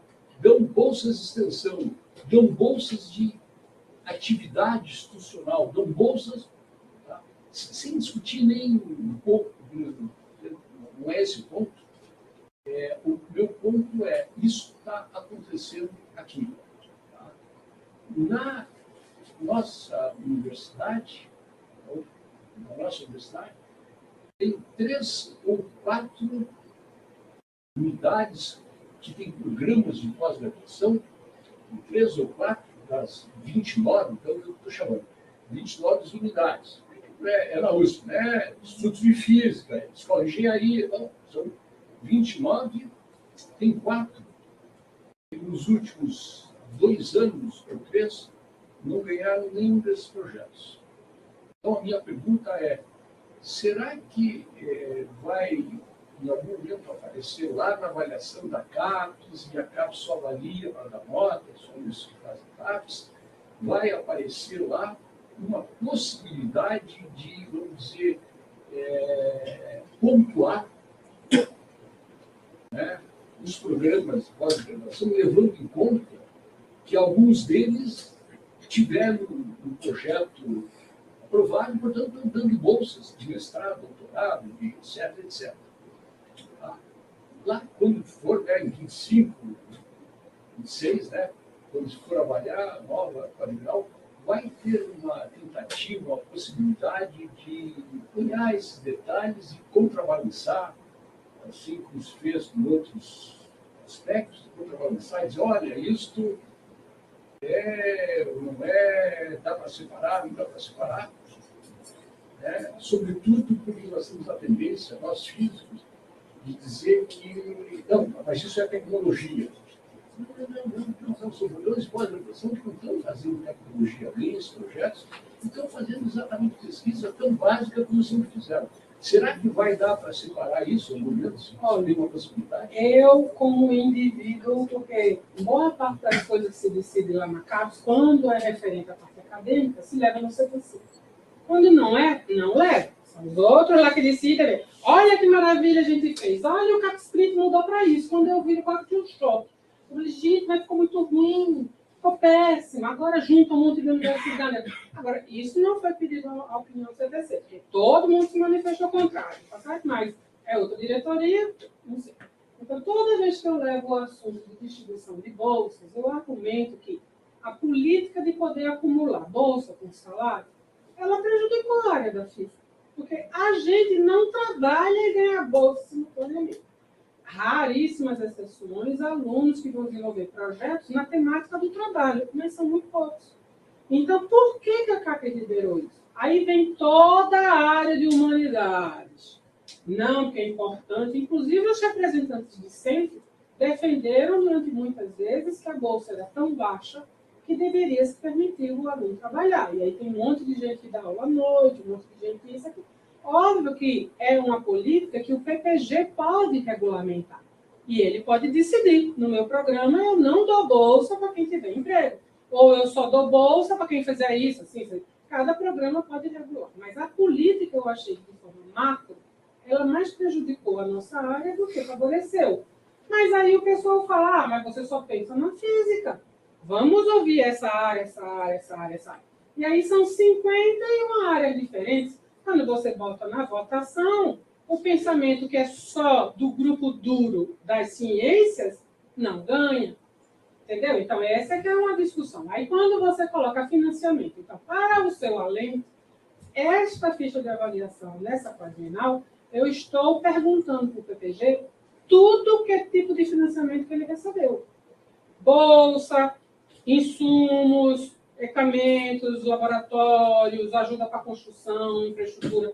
Eu quero saber, porque uma vez você vê no montante de dinheiro e o que foi produzido, tem muitos desbalanços quando você está comparando, entendeu? Uma agência de fomento que dá projeto de 20 milhões, de 60 milhões, para um único docente, que de uma hora para outra ele passa de ter 3 orientandos para ter 10, 20, 50, lá na USP, um laboratório que tem um docente com 50 pessoas. Eu falo, gente, mas de onde que vem tanto dinheiro? Ah, dos projetos dele, entendeu? Então, assim, é desigual essa comparação. Então, esse ano, na próxima avaliação quadrienal, eu quero a coleta. Eu preciso entender se isso, agora, eu vou dizer, ó, vamos diminuir a nota desse povo que está ganhando dinheiro e está produzindo isso, que o outro está ganhando mesmo. Aí eu não sei se sustenta. Mas é importante a gente ter um diagnóstico de como que o montante de dinheiro arrecadado por um programa de pós-graduação, ele alimenta essa alavancação do próprio programa. Porque se você formou mais gente, porque você tem outros projetos, automaticamente na conta da CAPES você vai ter uma cota maior. Agora, entre aspas, tá? Não se iludam. Porque para perder bolsa, a CAPES calcula o número e diz assim, você, pelo meu número, tem 35, mas você tem 40. Você vai perder 10% a cada ano, tá? Mas, para ganhar, não. É assim, se tiver disponibilidade. Então, o programa de física da Universidade que eu estou, e FUSP, por conta de um preenchimento horroroso de relatório, a gente caiu para nota 5. Nós ficamos 2 anos com nota 5. Isso acarretou perda de 4 bolsas por semestre. Nós perdemos 16. Voltamos para 7. Essas 16 bolsas não vão aparecer nunca, porque não tem disponibilidade de bolsa na CAPES. Porque a quantidade de programas que o número de bolsas é X e ganha menos é muito grande. Então, quando aparece disponibilidade, é para que esses programas que ainda nem atingiram, e são aqueles de áreas com um fator de DH mais baixo, não sei o quê. Então, a CAPES vive hoje uma realidade que é um X de bolsas. Vocês viram no final do começo do ano aquele corte de 30%, blá, blá, blá. Então, o nosso ministro Camilo, que é apaixonado pela CAPES, vira para o presidente da CAPES e fala, não se preocupe, eu vou cortar em todo o resto, menos na CAPES. Aí me dá uma dor no meu peito. Porque ele vai tirar da onde? É da educação básica, porque ele é ministro da educação. Mas se ele não mexe na CAPES, que é pós, ele está mexendo aonde? Então, significa que a educação básica, ao invés de ter um corte de 30%, vai ter um corte de 45, vai ter um corte de 40 para poder ele não mexer na CAPES. Então, se por um lado eu comemoro, porque eu falo, não, gente, a gente está na pós, vamos brigar pela pós, eu não posso brigar por um país que não investe no ensino básico, senão qual é o aluno que eu vou ter na pós? Entendeu? Então, mexer no ensino básico é reduzir o nosso alunado, entendeu? Então, assim, a política do Brasil, do ponto de vista macro, ela precisa melhorar. Ela precisa investir mais dinheiro em ciência e tecnologia, isso, todos nós sabemos disso. Agora, o que mostra os dados da CAPES é que nós, professores universitários, nós amamos tanto o que nós fazemos, que independente se o presidente foi Sarney, Bolsonaro, Dilma, Lula, a gente vem aumentando produção. Entendeu? Então, o que mostra que mesmo nos altos e baixos do Brasil, como cientistas e participantes da pós-graduação, a gente encontra caminhos para sobreviver, para formar bons alunos, para que os nossos alunos vão para o exterior e tenham reconhecimento, que a gente mesmo tenha reconhecimento, que a gente tenha um bom salário. Então, assim, quando eu apresento esses diagnósticos aqui, não é para desmotivar ninguém, mas para motivar a gente a continuar no caminho, porque a gente vem fazendo um bom trabalho. O que a gente tem que mostrar mais é o que a física está contribuindo e entender que sem quem se fechar e disser, eu não vou permitir, eu tenho um aluno da engenharia, mas que ele faça pós-graduação na física, um aluno da medicina que faça pós-graduação, a gente tem que atrair essas pessoas. A gente tem que atrair pessoas que vão colaborar com a indústria também. A gente tem que colaborar, porque quanto mais a gente diversificar a nossa base de alunado, mais caminhos nós vamos ter para penetrar em outras fontes de financiamento, depender menos do governo federal e tudo mais. Então, o diagnóstico que eu fiz, e quem leu o documento de área da física, é que quem pegava os documentos de área anteriores, estava tudo flying colors, né? Comemorando, a física está crescendo, está formando mais, está isso, aquilo. Mas quando a gente retira o dado do Profis, que é o mestrado profissional da SBF, que ele foi com a outra área, eu revisitei os dados e são esses dados. Então, a gente não vem crescendo, a gente não vem expandindo, embora a física seja uma área que penetra em todas as áreas. Então, o meu recado que está sendo dado na ficha é que essa ficha nova da física, ela vai estimular, sim, a interdisciplinaridade. Ela vai estimular, sim, docentes que queiram aderir a projetos aplicados, a projeto tecnológico, a colaboração. Porque a gente sempre foi muito purista. Ah, não pode colaborar com a indústria. Ah, ganhou uma bolsa e já virou docente de outra categoria. A gente tem que estimular. Agora, quem é aquele docente que só vai fazer pesquisa no básico, no basicão, é o que vai se manter com as bolsas do CNPq e da CAPES. E aqueles outros que puderem trazer outras fontes, vai liberar as bolsas para esse povo do basicão, que é tão importante quanto. Então, a gente tem que viver uma realidade onde o que eu vejo é, se a física se mantiver exatamente do jeito que está, daqui a 20 anos, o coordenador de área vai vir aqui só para falar coisa ruim. A gente tem que se modernizar, a gente tem que penetrar nas outras áreas, a gente tem que diversificar o nosso alunado, a gente tem que atrair a física para as áreas que são áreas competitivas que estão dando dinheiro, tanto quanto a gente tem que trabalhar na física básica. E cada um de nós tem uma vocação, que a gente não pode excluir a vocação dos outros para todo mundo ser exatamente igual ao cara que trabalha com a física básica. Porque essa foi a nossa rota de 20 anos de física. Só é bem avaliado quem é igual àquela pessoa que trabalha na física básica. A gente mostra isso na área de materiais. Tem muito docente da física que está indo orientar na engenharia de materiais. E lá está bombando de aluno, está cheio de coisa. Aí fala, agora eu quero me descredenciar do programa da física. Por quê? Porque o meu aluno da engenharia não consegue fazer quântica 1, não consegue fazer eletromagnetismo 1, não consegue fazer mecânica clássica, porque o nosso curso é uma réplica do curso de graduação, com uma matemática muito mais robusta e que faz com que o aluno passe cada vez mais horas sentado na cadeira resolvendo a lista de exercícios. Então, não é mais essa receita, gente. A gente tem que diversificar. E aí é nessa diversificação que eu acredito que a física, se a gente conseguir, vai florescer de novo para ser uma área dominante dentro das outras, mostrando que a gente tem penetração em todas as áreas do conhecimento. É só a gente dar liberdade para os nossos docentes serem produtivos em qualquer área. Ah, quer colaborar com isso? Vá, mas seja produtivo lá. Quer fazer? Faça, mas seja produtivo. Produzir coisas de qualidade em qualquer área de interface da física vai ser super bem pontuado na próxima avaliação e eu espero que em todas as outras. Muito obrigado. Deixa eu ver se eu entendi.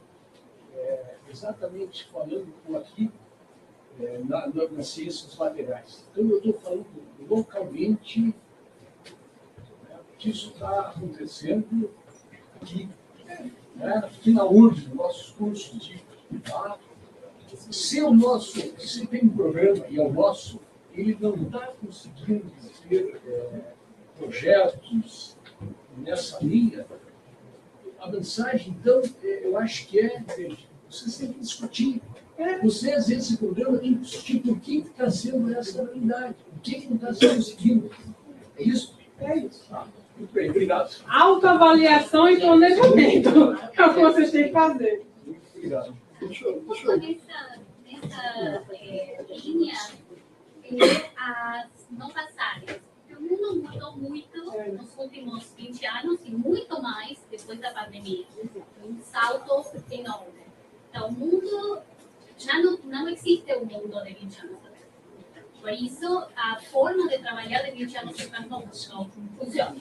Basicamente isso. Por isso, temos que buscar a interdisciplinaridade, a extensão, inclusive, incluir a sociedade dentro da universidade, para que a sociedade veja que a ciência é importante, etc. Mas, talvez isso é minha percepção, percebo que é bem complicado criar novas linhas de pesquisa em geral. Assim, a senhora falou, o físico não gosta de mudanças, o que estou vendo é que é bem difícil trazer novas linhas de pesquisa. Não sei, vou falar de IA, porque isso está bombando, mas não só isso, não sei. Purificação de água, controle de seca, alagamento, que a gente sofre o tempo todo, alagamentos, infraestrutura, tudo isso, que são áreas que não podem entrar. Então, quando se contrata um professor, talvez se contrata um professor para suprir uma área que já está. O que acontece com as áreas que não estão? Então, o que vai acontecer é que nessa ficha, que tem muitas nuances da ficha, eu vou fazer reunião com o pessoal da comissão de pós-graduação para tentar passar tudo para vocês. Mas, por exemplo, o critério de nota 7 e 6, até então, era só internacionalização. Então, você obtinha nota máxima até 5. A partir daí, só aquelas que se destacavam na internacionalização viraram 6 e 7. Agora, a CAPES incluiu 7 eixos, dos quais a pesquisa contemplar as ODS e mostrar aonde que está atuando, todo o programa nota 7 vai ter que ter.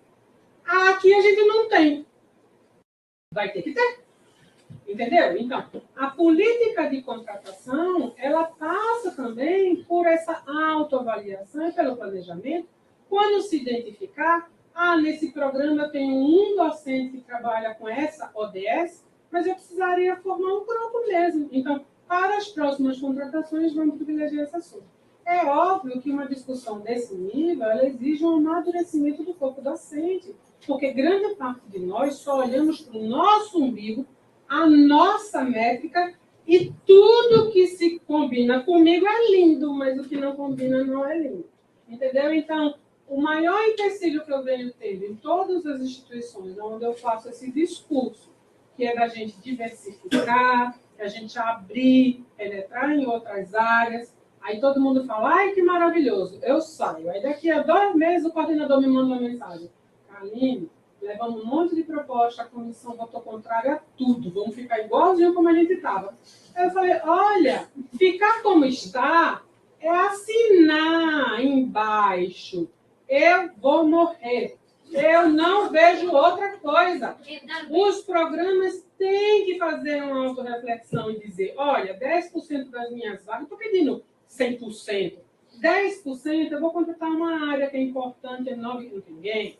Então, ceder um pouquinho, negociar internamente, pensar que a física mudou, a ficha de avaliação está trazendo muita coisa interessante de valorização a outras áreas. A gente não precisa mais ter obrigatoriedade de ter quântica, eletro, como sendo as nossas disciplinas obrigatórias da pós-graduação. Você tem que ter um conjunto de disciplinas onde o aluno escolha, mediante o seu projeto.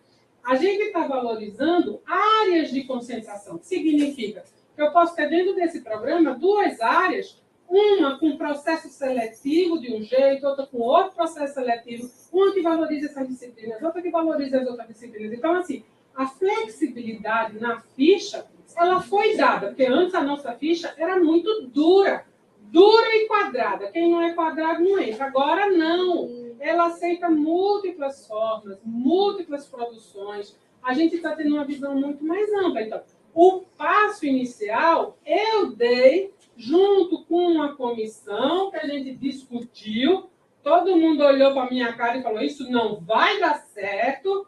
Eu falei, mas é um caminho baseado nos dados que eu vejo e o comportamento das outras áreas.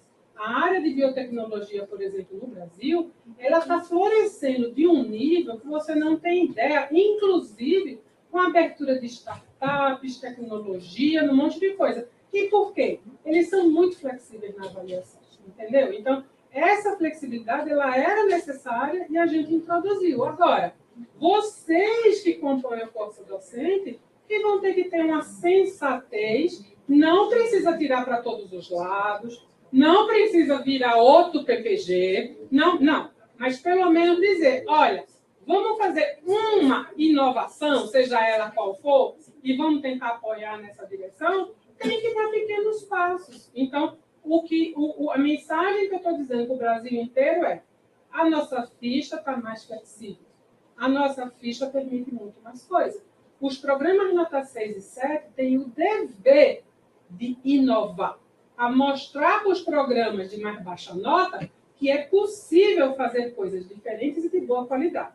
Então, eu tenho exemplos da UFMG, que abriu uma área de concentração em física aplicada e que está trazendo alunos da engenharia, está trazendo outros alunos de outras áreas para fazer a pós-graduação. Eu tenho o exemplo de São Carlos, que tem uma área de concentração na física computacional e está trazendo uma formação diferenciada. Esse aluno não vai fazer quântica, ele vai fazer uma outra disciplina, entendeu? Então, assim, tem certos programas 6 e 7 que estão dando esse passo bem tímido, porque a ficha não permitia e eles nem queriam que a gente notasse. Aí, quando eu comecei a dizer, mas a gente já tem isso, já tem isso. Aí eu falei, ninguém falava que tinha, entendeu? Então, agora, eu espero que as pessoas falem quais são as suas inovações, tanto na parte didática, na parte pedagógica, na parte formativa. E a nossa ideia é acolher coisas de qualidade, tá certo? Não vale agora dizer, a nossa física não vai ter mais disciplina nenhuma, porque todo mundo tem cara. Não é isso. A gente vai formar com qualidade. Mas como que a gente forma um não físico? É diferente de um físico. Entende? Então, todas essas coisas, eu estou lançando as sementinhas para que vocês pensem e analisem. Agora, a minha experiência é os programas mais antigos são os mais conservadores. Não querem mudar nada de nada. E aí fica a dificuldade do corpo docente, né? Uns brigam para cá, uns brigam para lá. Sem trocar de geração. Deixa eu só fazer eu fiquei assim... Só quando o Magalhães terminar, a gente continua a conversa no café. Eu fiquei assim, muito surpreso positivamente com a tua apresentação. Porque eu sou vice-diretor de física, de educação, e realmente, instituições antigas, muito consolidadas, são as mais difíceis de conseguir mover a sua posição. Mas a minha pergunta é bem específica. E nós estamos, nesse momento, a direção, que vai se refletir na pós-graduação, fazendo um esforço muito grande para contactar indústrias, para botar um viés tecnológico na nossa instituição. Então, nós temos um programa, está andando, eu vou citar, que é a indústria de semicondutores que tem aqui em Porto Alegre, a estatal de semicondutores que está aqui em Porto Alegre, a CITEC, em que a gente tem vários laboratórios, 4 ou 5 ou 6, não sei o número, pelo que pode me ajudar, diretamente envolvido na nova rota tecnológica dessa indústria. E isso significa que nós vamos fazer acordos, nós vamos tentar bolsas de mestrado, existem contornos específicos para essa indústria e tal. Minha pergunta é bem objetiva, como é que eu coloco isso no relatório da casa? Ué, a primeira parte da relatório vai ser você dizendo quem você é, quais são as áreas que tem no seu programa, como que está aí a direção da sua organização, como que você está planejando, por que você viu. Então, a primeira parte da ficha vai ser vocês contarem o que vocês têm. Na hora de contabilizar os docentes, fulaninho está começando agora, mas está tendo dificuldade, não sei o quê. Esse cara, se ele for lá, DT, ele vai ser retirado da conta e vai poder buscar a sua integração mais forte. Na hora que o aluno defender, o que ele produziu? Ele produziu um dispositivo, é um produto tecnológico. Ele produziu um programa que vai ser utilizado na empresa para fazer análise disso. É um produto tecnológico. Então, tudo isso vai ser valorizado e vai ter item específico perguntando qual é a sua colaboração com a indústria. Deixa eu só fazer a sua colaboração. Vai ter um item específico de colaboração com a indústria. Vai. Como nessa, já teve. E nessa, a maioria colocou, não tem. Então, tenho só um pouquinho aqui. Teve programa que teve pouco, teve programa que teve muito. Agora, isso tudo vai compor um quadro. E a gente vai tentar valorizar tudo de qualidade que estiver sendo produzido. Entendeu? Então. Vamos agradecer, gente.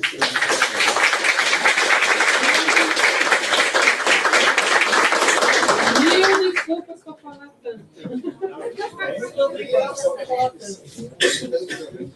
Vai ter um flash com o EOF. Quadrado. Eu já Não falei para aceita todo engenheiro, mundo. não.